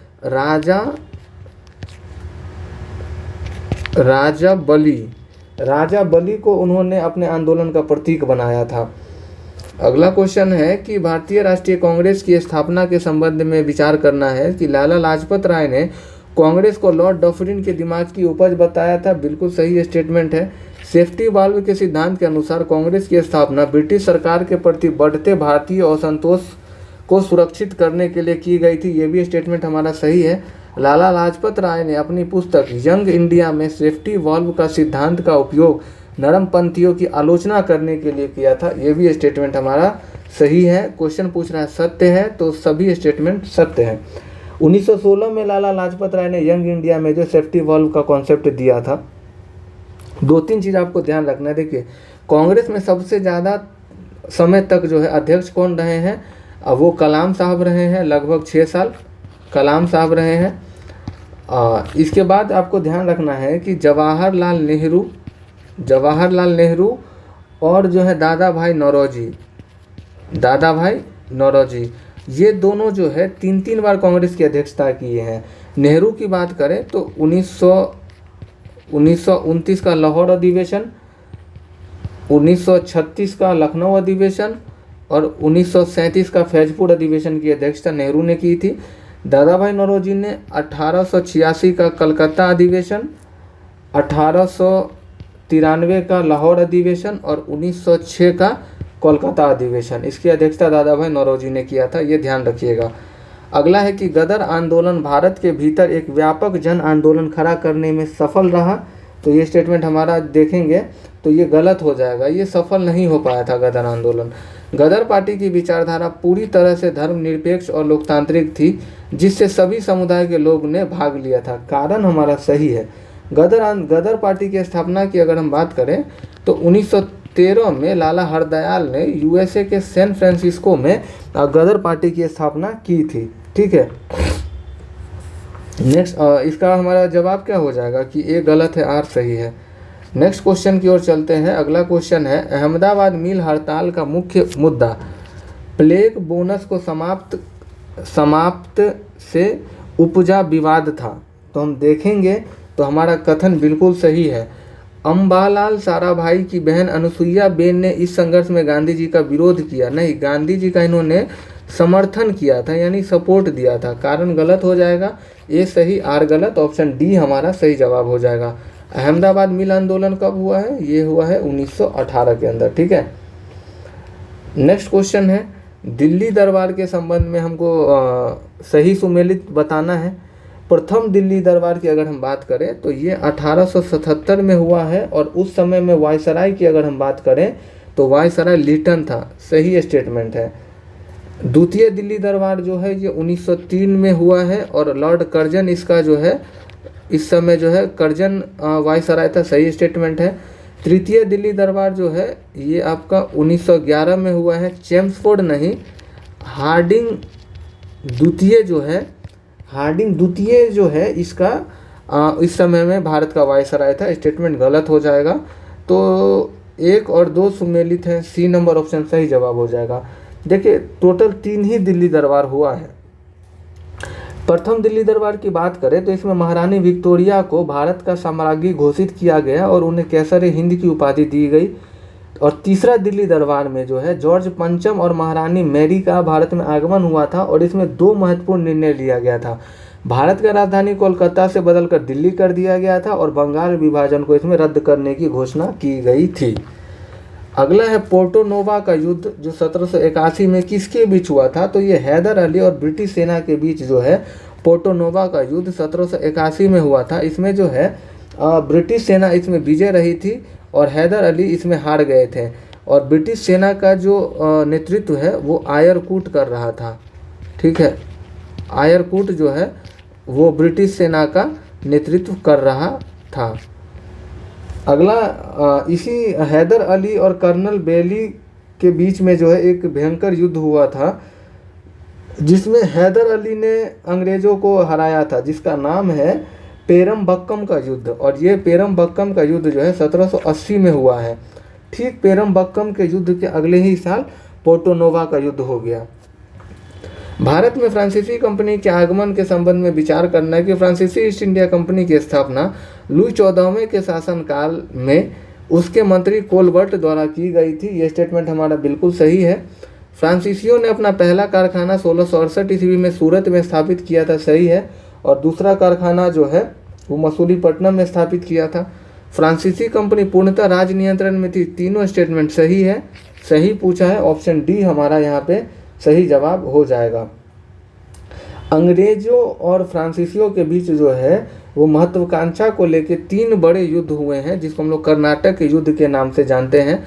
पहला कर्नाटक का जो युद्ध है मैं यहाँ लिख देता हूँ। देखिए पहला कर्नाटक का जो युद्ध है वो 1746 से 1748 तक चला है और ये युद्ध जो है ये एक्सला सापेल की संधि पे ख़त्म हुआ है।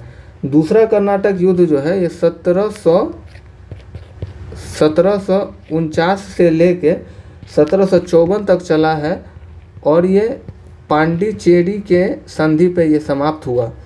तीसरा जो कर्नाटक का युद्ध है वो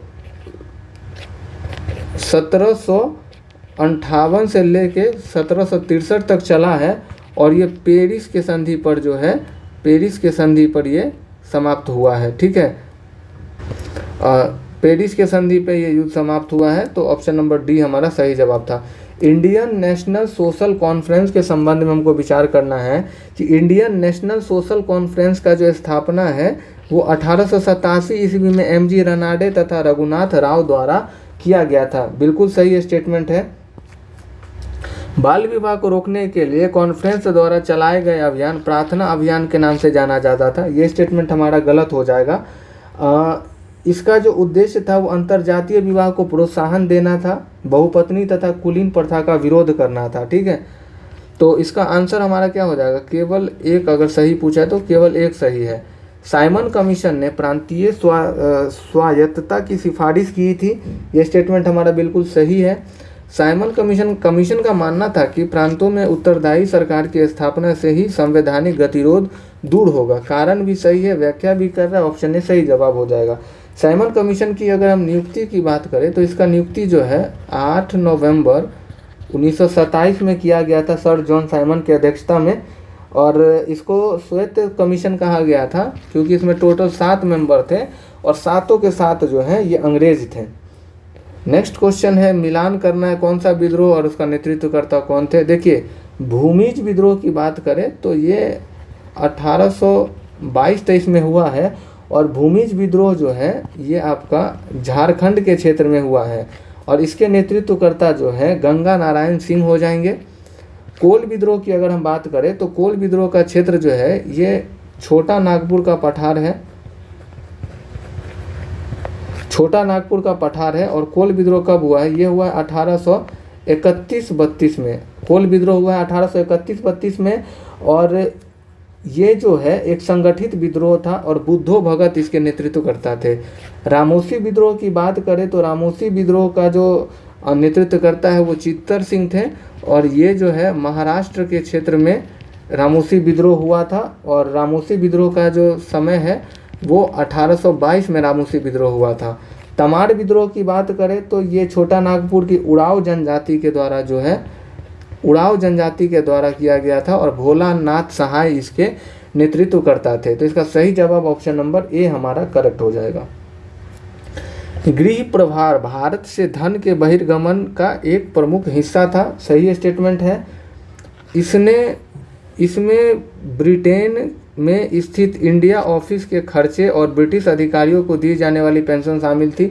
कारण भी सही है और ये इसका जो है व्याख्या भी कर रहा है। ऑप्शन बी हमारा सही जवाब हो जाएगा। नेक्स्ट क्वेश्चन है कि कांग्रेस के संबंध में यह किसका कथन था कि यदि वर्ष में हम एक बार मेढक की तरह टरटराएं तो हमें कुछ नहीं मिलेगा। यह फेमस स्टेटमेंट बाल गंगाधर तिलक का है। आगे हम अगर देखें बंकिम चंद्र चटर्जी का कथन जो था वो था कि कांग्रेस के जो लोग हैं ना वो पद के भूखे हैं, पद के भूखे हैं। वहीं सर सैयद अहमद खां की बात करें तो सर सैयद अहमद खां ने कहा था कि कांग्रेस आंदोलन ना तो लोगों द्वारा प्रेरित था और ना ही उनके द्वारा सोचा गया योजनाबद्ध तरीका। और अश्विनी कुमार दत्त ने कहा है कि कांग्रेस सम्मेलन जो है अश्विनी कुमार दत्त ने कहा है कि कांग्रेस सम्मेलन 3 दिन का तमाशा है। 3 दिन का तमाशा है। बेसिकली ये सम्मेलन 3 दिन तक चलता था। बाकी लॉर्ड डफरिन ने कहा था कि जनता के उस अल्पसंख्यक वर्ग का प्रतिनिधित्व करती है कांग्रेस जिसकी संख्या सूक्ष्म है। कर्जन ने कहा था कि कांग्रेस अपनी मौत की घड़ियां गिन रही है और भारत में रहते हुए मेरी यह सबसे बड़ी इच्छा है कि मैं उसे शांतिपूर्ण मरने में मदद कर सकूं। महात्मा गांधी ने कहा था कि स्वतंत्रता प्राप्ति के बाद कांग्रेस को एक राजनीतिक दल के रूप में भंग कर देना चाहिए था। और लाला लाजपत राय ने कहा कि कांग्रेस जो है वो डफरिन के दिमाग की उपज थी। तैयब जी का वक्तव्य है कि कांग्रेस किसी एक वर्ग या समुदाय का नहीं बल्कि पूरे भारत के हितों का प्रतिनिधित्व करती है। नेक्स्ट क्वेश्चन है पुस्तक और उसके लेखक और लेखिका से हमको मिलान करवाना है। द कैप्टिव लेडी की बात करें तो माइकल मधुसूदन दत्त इसके लेखक हैं। इंडियन फिलॉसफी की अगर हम बात करें तो इसके लेखक डॉक्टर एस राधाकृष्णन है। इंडिया डिवाइडेंट डॉक्टर राजेंद्र प्रसाद और The Story of My Deportation Lala Lajpat Rai हो जाएगा। सही जवाब ऑप्शन ए हो जाएगा। ठीक है। सॉन्ग ऑफ इंडिया के लेखक सरोजनी नायडू हैं। The life of Mahatma Gandhi Louis Fischer इसके लेखक हैं। The broken wings Sarojini Naidu की कृति है। और जवाहरलाल नेहरू अ बायोग्राफी फ्रैंक मॉरिस इसके लेखक हैं। ठीक। नेक्स्ट क्वेश्चन चलते हैं। बंगाल में ब्रिटिश ईस्ट इंडिया कंपनी की व्यापारिक रियायतों के संदर्भ में निम्नलिखित कथनों पर विचार करिए और सही स्टेटमेंट बताइए। ठीक है। पहला स्टेटमेंट है कि मुगल सम्राट फारुखसियर ने 1717 में यह फरमान जारी किया जिसे कंपनी का मैग्ना कार्टा कहा जाता है। बिल्कुल स्टेटमेंट सही है। इस फरमान के तहत कंपनी को बंगाल में 30,000 वार्षिक भुगतान के बदले कर मुक्त व्यापार की अनुमति थी। 30,000 नहीं, ये राशि जो है 3,000 था। ऑप्शन गलत हो जाएगा।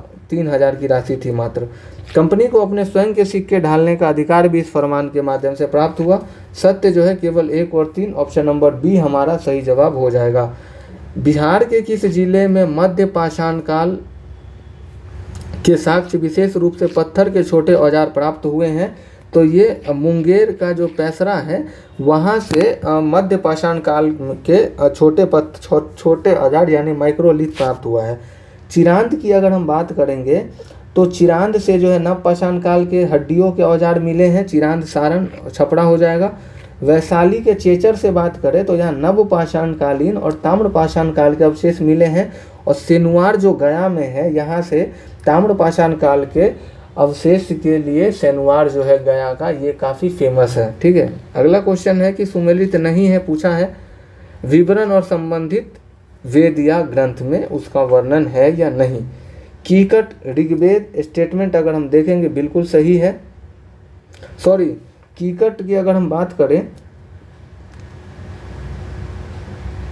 हाँ, कीकट ऋग्वेद सही है ये, क्योंकि कीकट जो है ना ऋग्वेद में जो है ना मगध के क्षेत्रवासियों को कीकट कहा गया है। ठीक है। अंग और मगध अथर्ववेद ये भी सही है। विदेह शतपथ ब्राह्मण सही है। व्रात्य की चर्चा करें तो इसका भी जो वर्णन है ऋग्वेद से ही मिलता है, यजुर्वेद से नहीं। और व्रात्य जो है ये मगध के निवासियों को कहा जाता था, ठीक है, जो वैदिक अनुष्ठान नहीं करते थे। बिहार में पाल शासकों के संदर्भ में विचार करिए और सही स्टेटमेंट और सही आंसर बताना है। पाल शासक धर्मपाल के शासनकाल में ही पाल गुर्जर प्रतिहार राष्ट्रकूट वंश के बीच त्रिपक्षीय संघर्ष शुरू हुआ था। अगर हम यहाँ पे देखेंगे तो ये स्टेटमेंट हमारा बिल्कुल सही है। अगला है स्टेटमेंट कि धर्मपाल ने कन्नौज पर अधिकार करने के लिए वहाँ के शासक इंदिरा युद्ध को पराजित किया था। दोनों स्टेटमेंट सही है और ये व्याख्या भी कर रहा है। ऑप्शन ए हमारा सही जवाब हो जाएगा। देखिए, पाल जो कि पूर्वी राजवंश था, गुर्जर प्रतिहार पश्चिम उत्तर और राष्ट्रकूट दक्षिण का वंश था। इन तीनों में जो है त्रिपक्षीय संघर्ष चला था और इसकी जो शुरुआत है वो पाल वंश के शासक धर्मपाल के समय में जो है ये शुरुआत हो गया था। पाल वंश का संस्थापक जो है उसका नाम गोपाल है और गोपाल जो है 750 से लेकर 770 तक पाल वंश का राजा रहता है और इसने अपनी सत्ता पाटलिपुत्र में संचालित करते थे और वे बौद्ध धर्म के कट्टर अनुयायी थे, महायान संप्रदाय के। गोपाल ने ही ओदंतपुरी महाविहार और ओदंतपुरी विश्वविद्यालय की स्थापना गोपाल ने ही करवाया था। अगला क्वेश्चन है कि यहाँ पर हमको बताना है कौन सा संस्था और उसके स्थापक या व्यक्ति कौन थे।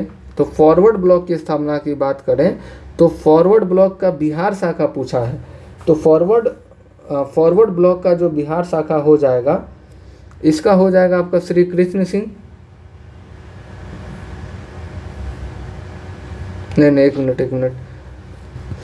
फॉरवर्ड ब्लॉक की बिहार शाखा की बात करें तो शीलभद्र याजी हो जाएंगे और फॉरवर्ड ब्लॉक का स्थापना जो है सुभाष चंद्र बोस ने 1939 में किया था। ठीक है। और शीलभद्र याजी जो है बिहार शाखा के छपरा के जो है वो संस्थापक थे। बिहार के प्रथम व्यक्तिगत सत्याग्रही का नाम करें तो वो श्री कृष्ण सिंह हो जाएंगे।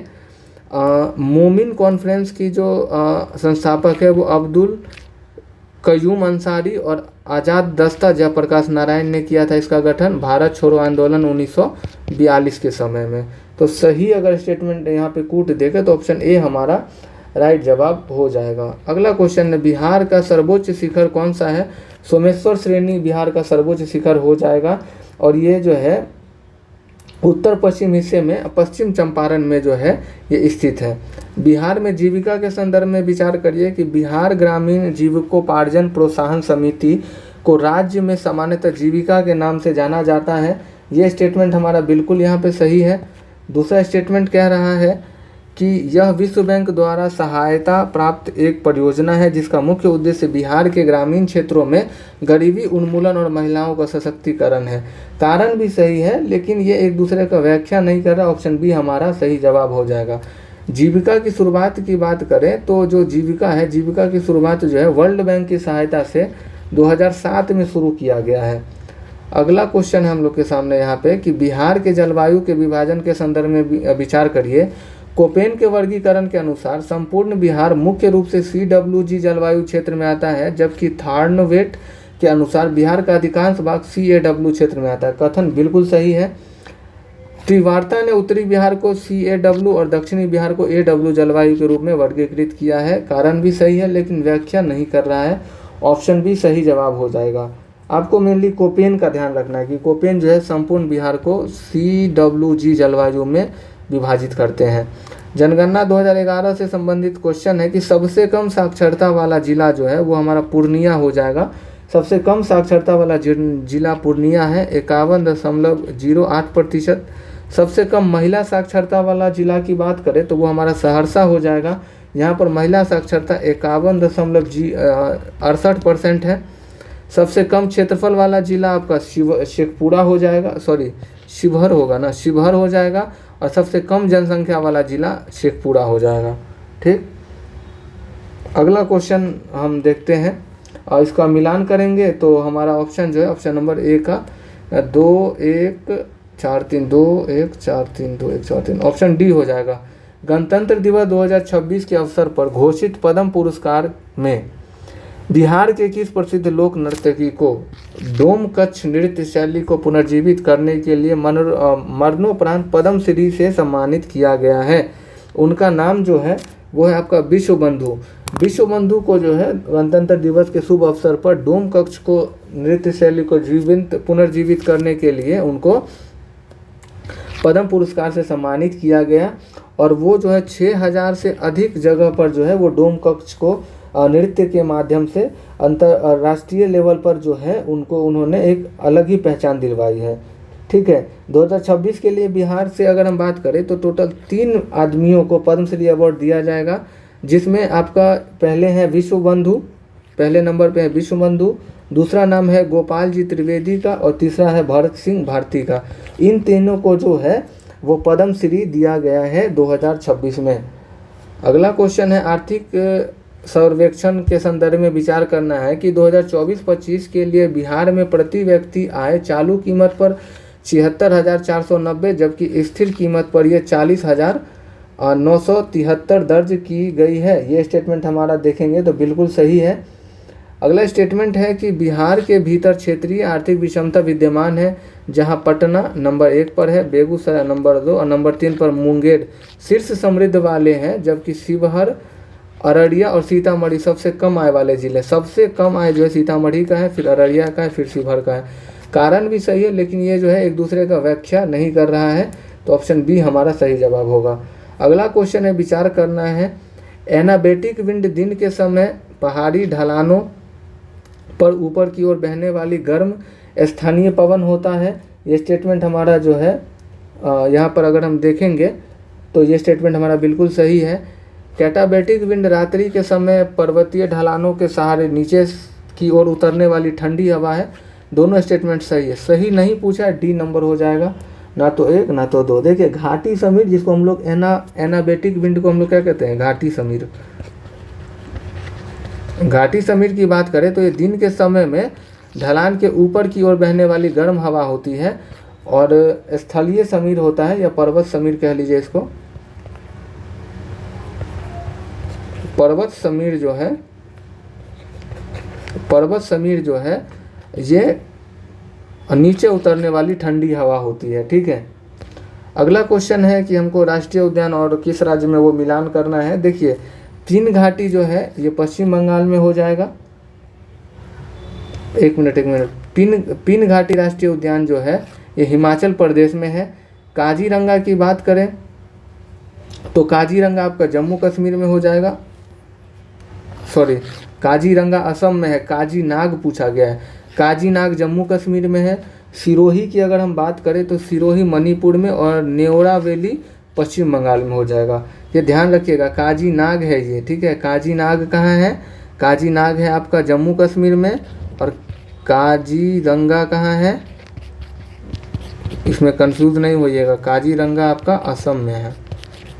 ठीक है, और न्योरा वैली कहाँ है? पश्चिम बंगाल में। पिन घाटी हिमाचल प्रदेश, काजीनाग जम्मू कश्मीर और सिरोही जो है मणिपुर में है। ऑप्शन अगर हम देखेंगे ऑप्शन बी हमारा सही जवाब हो जाएगा।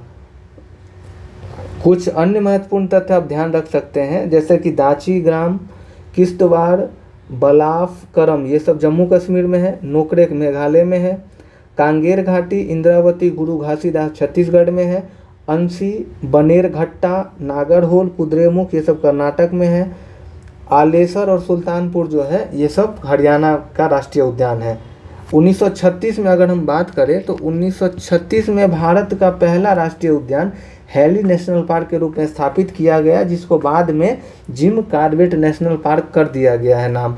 और जिम कॉर्बेट नेशनल पार्क कहाँ है? ये उत्तराखंड के नैनीताल जिले में है। वर्तमान में अगर हम अप्रैल 2026 तक बात करें तो भारत में टोटल 107 राष्ट्रीय उद्यान हैं। ठीक है, अगला क्वेश्चन है कि विचार करना है कि डेविस जल संधि की अवस्थिति ग्रीनलैंड और आइसलैंड के बीच में है, तो ये स्टेटमेंट हमारा गलत हो जाएगा। डेविस जल संधि की अगर हम बात करेंगे तो जो हमारा डेविस जल संधि है ये ग्रीनलैंड और कनाडा के बीच में है। ग्रीनलैंड और कनाडा के बीच में है। यानी डेनमार्क और बेफिन द्वीप के मध्य में है। और डेविस जल संधि क्या करता है, बेफिन की खाड़ी को लेब्राडोर सागर से जोड़ता है और ये विश्व की सबसे चौड़ी जल संधि है। जिब्राल्टर जल संधि मोरक्को और स्पेन के बीच में है, सही स्टेटमेंट है। और जिब्राल्टर जो है भूमध्य सागर को अटलांटिक सागर से जोड़ता है और भूमध्य सागर का कुंजी किसको कहते हैं, जिब्राल्टर को। डोबर जल संधि इंग्लैंड और स्पेन को जोड़ता है, नहीं, डोबर जल संधि जो है ये फ्रांस को ग्रेट ब्रिटेन से जोड़ता है। किसको, फ्रांस को ग्रेट ब्रिटेन से जोड़ता है। नॉर्थ चैनल आयरलैंड और स्कॉटलैंड के बीच में है, ये स्टेटमेंट हमारा बिल्कुल सही है। कौन सा युग्म सही सुमेलित है, 2 और 4, ऑप्शन नंबर सी सही जवाब हो जाएगा। ठीक है, बाकी कुछ और हम जल संधि देख लें, जैसे कि ततर जल संधि जो है रूस के मुख्य भूमि को रूस के सखलिन द्वीप से अलग करता है। कर्च जल संधि जो है वो क्रीमिया प्रायद्वीप को रूस के मुख्य भूमि से अलग करती है। डार्डेनल्स जल संधि जो है ये बाल्कन प्रायद्वीप और अंतोलिया प्रायद्वीप को अलग करती है। नेक्स्ट क्वेश्चन है कि कथन सही है, विश्व के सभी नवीन मोरदार पर्वतों की उत्पत्ति सेनोजोइक काल में हुई थी, ये स्टेटमेंट हमारा बिल्कुल सही है। ब्लॉक फॉरेस्ट व वॉसजेस जो एक भ्रंशोत्य पर्वत है की उत्पत्ति पर्मियम काल में हुई, ये भी स्टेटमेंट सही है। अरावली पर्वत व धारवार क्रम के चट्टानों का निर्माण पैलेजोइक काल में हुआ है, ये स्टेटमेंट हमारा गलत हो जाएगा। अगर अरावली और धारावार क्रम की चट्टानों की बात करें तो इसका जो निर्माण है वो आपका प्री कैम्ब्रियन काल में हुआ है, प्री कैम्ब्रियन काल में हुआ है, तो डी हो जाएगा हमारा, क्योंकि हमारा ए और बी जो है ये दोनों सही था। ठीक है, शिवालिक की उत्पत्ति की बात करें तो थायासीन, एक मिनट, थायोसीन काल में जो है, ये PYQ का क्वेश्चन है, थायोसीन काल में जो है ये शिवालिक का निर्माण हुआ है। ठीक है, अगला क्वेश्चन हम लोग के सामने कि परियोजना और नदी के बारे में मिलाना है। तिपाई मुख परियोजना किस नदी पर है, तिपाई मुख परियोजना जो है ये बराक नदी पर हो जाएगा। बाली मेला परियोजना जो है ये आपका सिलेरू नदी पे हो जाएगा। पोंग परियोजना जो है आपका, पोंग परियोजना आपका वो व्यास नदी पर हो जाएगा। और बलविहार जो है ये चिनाब नदी पर हो जाएगा आपका। ठीक है, तिपाई मुख परियोजना की बात करें तो ये आपका कहाँ है, तिपाई मुख परियोजना जो है ये मणिपुर राज्य में है और ये बराक नदी पर स्थित है। ठीक, बाली मेला जल विद्युत परियोजना की बात करें तो ये उड़ीसा में हो जाएगा, ये उड़ीसा में हो जाएगा और सिलेरू नदी पर है। पोंग परियोजना की बात करें तो पोंग बांध जो है, पोंग बांध व्यास नदी पर है और ये हिमाचल प्रदेश राज्य में है। और बलगिहार परियोजना की अगर हम बात करें तो सतलज सलाल दुलहस्ती बलगिहार ये सब जो है चिनाब नदी पर स्थित है। भाखड़ा परियोजना सतलज नदी पर पंजाब में हो जाएगा। कलिंग पोंग परियोजना जो है अंडमान निकोबार में हो जाएगा। माता टीला परियोजना बेतवा नदी यूपी में और चमेरा परियोजना रावी नदी हिमाचल प्रदेश में है। ठीक है, इसको हम मिलान कर लेंगे तो इसका सही मिलान जो हमारा ऑप्शन ए है। आगे है कि कूट से सही उत्तर दीजिए कि दक्षिणी दोलन अल नीनो को अग्रगामी संकेत, दक्षिणी दोलन अल नीनो का अग्रगामी संकेत होता है, तो ये ऑप्शन हमारा बिल्कुल सही है। अल नीनो वर्ष में प्रशांत महासागर में चलने वाली व्यापारिक पवनें समाप्त या कमज़ोर हो जाता है, इसे ये भी सही है। वायु भार एवं पवन संचार के दक्षिणी प्रशांत महासागर की ओर शिफ्टिंग की प्रक्रिया दक्षिणी दोलन कहलाता है। सभी स्टेटमेंट सही है, ऑप्शन सी हमारा सही जवाब हो जाएगा। कौन सा लक्षद्वीप समूह का सबसे बड़ा द्वीप है, तो जो अंद्रोत द्वीप है, अंद्रोत द्वीप जो है वो लक्षद्वीप समूह का सबसे बड़ा द्वीप है। अमीन दीवी से यह याद रखिएगा कि सबसे बड़ा द्वीप समूह है, यहाँ पे पूछा था कि सबसे बड़ा द्वीप पूछा है। अमीन दीवी जो है ये लक्षद्वीप का सबसे बड़ा क्या है, ये द्वीप समूह है। ठीक है, 8 डिग्री चैनल जो है लक्षद्वीप को मालदीव से अलग करता है। 9 डिग्री चैनल जो है मिनिकॉय को लक्षद्वीप के अन्य मुख्य भागों से अलग करता है, ये ध्यान रखिएगा। अगला क्वेश्चन है कि पर्वतीय मृदा के संबंध में हमको यहाँ पे विचार करना है कि ये हिमालय की घाटियों में ढलानों पर 2700 से 3000 मीटर की ऊंचाई के मध्य भागों में पाई जाती है। तो पहला कथन हमारा बिल्कुल सही है। ह्यूमस की कमी के कारण यह मृदा अम्लीय प्रकृति की होती है। तो दूसरा स्टेटमेंट हमारा जो है ये गलत हो जाएगा। ह्यूमस की अधिकता के कारण जो है ये पर्वतीय मृदा जो है ये अम्लीय नहीं, ये क्षारीय प्रकृति की हो जाती है। यह मृदा साधारणतः अप्रौढ़ होती है, ये भी स्टेटमेंट सही है। सत्य कथन पहला हो जाएगा कि पहला तीसरा सही है, दूसरा जो है वो गलत है। अगला स्टेटमेंट देखिए, नेक्स्ट क्वेश्चन है हमारे सामने यहाँ पर कि कह रहा है कि आर्द्र भूमि की अवस्थिति कहाँ पर है। ठीक है, यहाँ पर बोला है कि सुमेलित नहीं है। तो ये पहला देखते हैं हम, सीरपुर जो है ये इंदौर में अवस्थित है, सही बात है। आसन आर्द्र भूमि देहरादून में, ये भी सही है। पाला की बात करें तो ये श्रीनगर में नहीं, पाला आर्द्र भूमि की बात करें तो ये जो है मिजोरम में है, श्रीनगर में नहीं है। और होकेरा की बात करें तो होकेरा जो है ये जम्मू कश्मीर में है। कहाँ पे है? जम्मू कश्मीर में है, तो ये भी गलत हो जाएगा। तो सुमिलित नहीं है, सी और डी ऑप्शन नंबर बी हमारा करेक्ट जवाब हो जाएगा। ये ध्यान रखिएगा कि होकड़ा या होकेरर सर को जो है वो कश्मीर की रानी कहा जाता है। आर्द्र भूमि की अगर हम बात करेंगे तो कुछ और रामसर स्थल देख सकते हैं, जैसे शेखा झील यूपी का हो गया, अघनसिनी आपका कर्नाटक का हो गया, भोज आर्द्र भूमि यशवंत सागर मध्य प्रदेश, दीपारे झील आपका असम का हो गया, उधवा जो है, उधवा, मैं दुधवा नहीं कह रहा हूँ, ये ध्यान रखिएगा, दुधवा जो है ये यूपी में है, लेकिन मैंने बोला आपका उधवा, उधवा जो है आपका ये झारखंड का, उधवा झील जो है ये कहाँ का है? ये झारखंड राज्य में स्थित है। टम्पारा झील और अनुसूपा झील जो है ये उड़ीसा में है। मंगला तेल क्षेत्र जो है किस राज्य में है? मंगला तेल क्षेत्र जो है राजस्थान में है।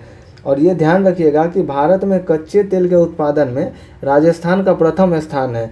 असम तेल क्षेत्र में डिगबोई, नहरकटिया, हुगरीजान, मोरान व सुरमा नदी जो है ये सब प्रमुख आता है।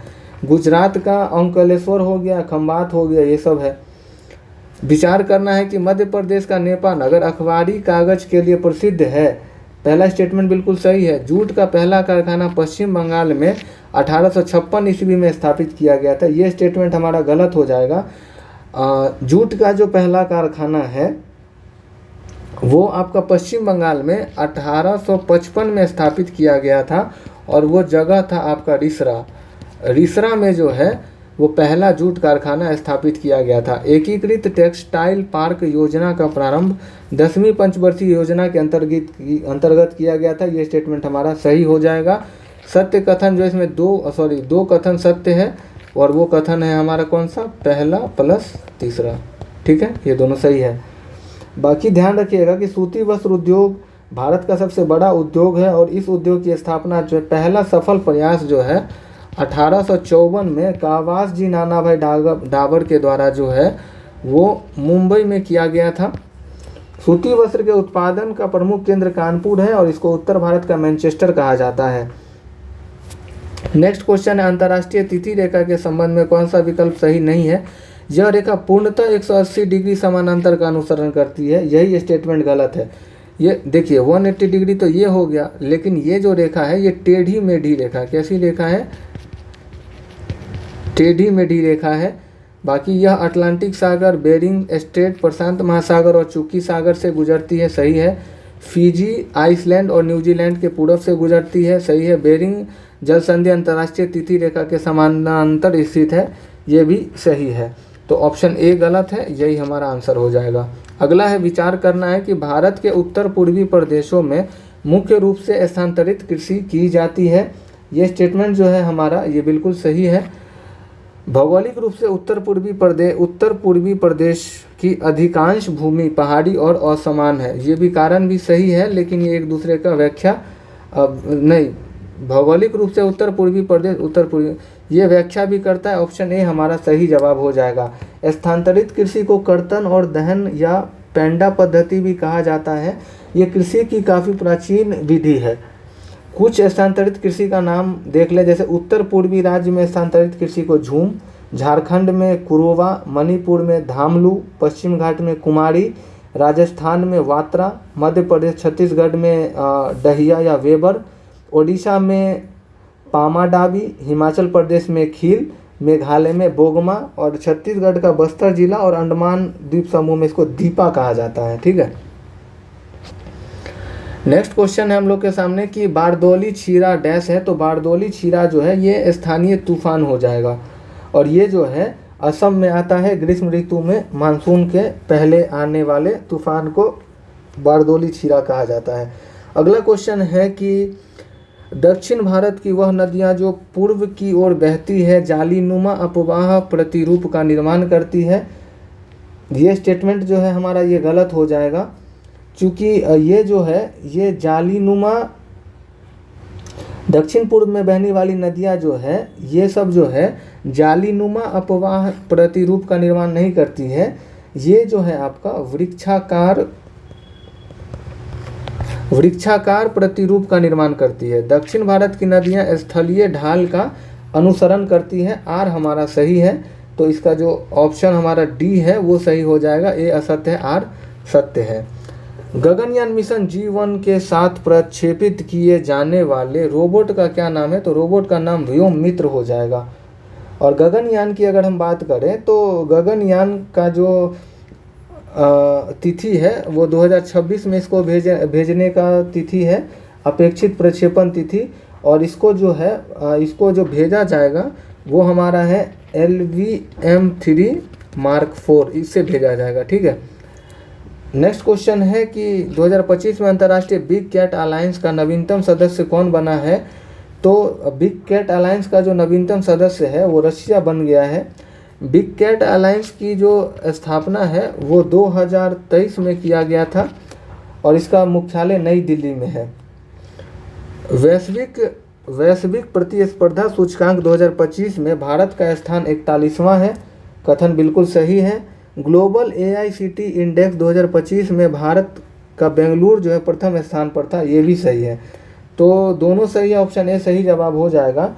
ये ध्यान रखिएगा कि दुनिया का अगर पहला इसमें रैंक देखें तो वो स्विट्जरलैंड का है और दूसरा सिंगापुर का है। स्विट्जरलैंड का है वैश्विक प्रतिस्पर्धात्मक सूचकांक में। अगला क्वेश्चन है कि विश्व में खाद्य सुरक्षा और पोषण की स्थिति 2025 रिपोर्ट के संदर्भ में विचार करना है और सही बताना है। पहला स्टेटमेंट है कि यह रिपोर्ट संयुक्त राष्ट्र के 5 एजेंसी द्वारा संयुक्त रूप से जारी किया जाता है। बिल्कुल करेक्ट स्टेटमेंट है। और वो 5 एजेंसी है आपका FAO, IFAD,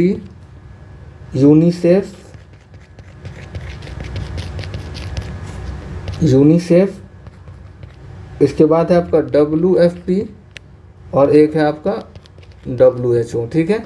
इस रिपोर्ट के अनुसार भारत वैश्विक स्तर पर 28वें स्थान पर है। नहीं, ये स्टेटमेंट हमारा गलत हो जाएगा। इसमें अगर हम देखेंगे तो इसमें जो हमारा भारत का रैंक है, भारत का रैंक इसमें जो है 48वें स्थान पर है।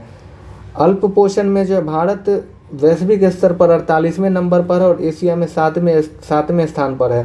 भारत में बाल दुर्बलता विश्व में सबसे अधिक है, यानी यहाँ पे सबसे अधिक कुपोषित बच्चे रह रहे हैं। बाल दुर्बलता उसको कुपोषण ही कह सकते हैं आप। तो सही ऑप्शन तो हमारा केवल एक सही है, बाकी देखते हैं क्या पूछा है। तो सी हो जाएगा। कथन 1 सही और 2 गलत। सम्मिलित नहीं है, वो पूछा है कि पहल और उसको जारीकर्ता कौन है। दीनदयाल स्पर्श योजना को डाक विभाग ने जारी किया है, तो बिल्कुल सही स्टेटमेंट है। और ये जो है बेसिकली इसमें 6ठे से लेकर 10वां तक के बच्चे को जो है छात्रों का चयन किया जाएगा और उसको 500 रुपया जो है प्रत्येक महीने के हिसाब से छात्रवृत्ति दी जाएगी। वीर परिवार सहायता योजना रक्षा मंत्रालय का वीर परिवार सहायता योजना जो है ये हमारा ऑप्शन ये गलत हो जाएगा, क्योंकि ये जो है विधिक सेवा प्राधिकरण नालसा के द्वारा इसको स्थापित किया, इसको जारी किया गया है। सेतुबंध स्कॉलर योजना शिक्षा मंत्रालय, सही है ये। और इसमें बेसिकली क्या है कि गुरुकुल के छात्रों को स्नातकोत्तर और डायरेक्टरेट की डिग्री करने पर क्रमशः 40,000 और 65,000 का फेलोशिप दिया जाएगा। प्रधानमंत्री विकसित भारत योजना श्रम एवं रोजगार मंत्रालय के द्वारा, और इसको जो है 79वें गणतंत्र दिवस पर जो इसको लागू किया गया है। तो इसमें सुमेलित नहीं है, ऑप्शन बी गलत है, बी हमारा सही जवाब हो जाएगा।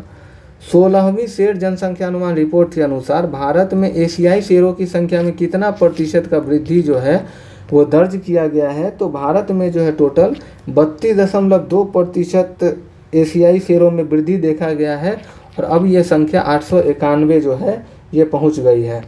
12वीं पुरुष एशिया हॉकी कप चैंपियनशिप 2025 के संदर्भ में असत्य कथन यानी गलत कथन बताना है कि इसका आयोजन बिहार में किया गया। 12वीं पुरुष एशिया कप हॉकी चैंपियनशिप सही स्टेटमेंट है। शुभंकर चांद था, सही है। इस टूर्नामेंट में 10 टीमों ने भाग लिया, नहीं, इस टूर्नामेंट में जो है 8 टीमों ने भाग लिया था, यही हमारा गलत है। सी नंबर ऑप्शन करेक्ट हो जाएगा, और इस टूर्नामेंट में भारत जो है विजय रहा था। बिहार में संचालित ऑपरेशन नया सवेरा का क्या उद्देश्य है। तो मानव तस्करी, बाल श्रम, अनैतिक देह व्यापार में फंसे नाबालिग एवं महिलाओं को मुक्त करवाना जो है नया सवेरा का एक पहल है। और नया सवेरा पहल किसके द्वारा, तो ये जो है ये बिहार पुलिस के द्वारा जो है नया सवेरा पहल की शुरुआत की गई है। बिहार के नए मुख्य सचिव कौन बने हैं, अमृत प्रत्यय जो है ये बिहार के नए सचिव बन गए हैं। 71वें राष्ट्रीय फिल्म पुरस्कार के संदर्भ में गलत कथन का हमको चयन करना है कि सर्वश्रेष्ठ फीचर फिल्म 12th फेल था, स्टेटमेंट बिल्कुल सही है। सर्वश्रेष्ठ निर्देशक किरण राव, नहीं, सर्वश्रेष्ठ निर्देशक जो है ये किरण राव नहीं थे, इनको ये जो निर्देशक हैं इनका नाम हो जाएगा सुदीप्तो सेन। सुदीप्तो सेन को जो है द केरला स्टोरी के लिए सर्वश्रेष्ठ निर्देशक का जो है 71वां राष्ट्रीय फिल्म पुरस्कार दिया गया था। सर्वश्रेष्ठ अभिनेता शाहरुख खान और विक्रांत मैसी, सही है। सर्वश्रेष्ठ अभिनेत्री रानी मुखर्जी, ये भी हमारा सही है। तो आज का जो हमारा ये हम 9वां टेस्ट देख रहे थे ये यहीं पे समाप्त हुआ। मिलते हैं किसी और इन्फॉर्मेटिव वीडियो में, तब तक आप लोग पढ़ते रहिए। एग्ज़ाम का दिन काफ़ी नज़दीक आ गया है, तो आप लोग अच्छे से रिवीजन करिए। हम लोगों का टारगेट है कि हम लोग 20 तारीख तक जितना भी है प्रहार जो खान सर का है और रोशन आनंद सर का जो है दर्पण टेस्ट सीरीज, इसको कंप्लीट करने का कोशिश करेंगे। बाकी आप लोग का रिस्पांस कैसा रहेगा उस पर भी ये चीज़ मैटर करेगा। तो मिलते हैं किसी अन्य वीडियो में, तब तक के लिए जय हिंद।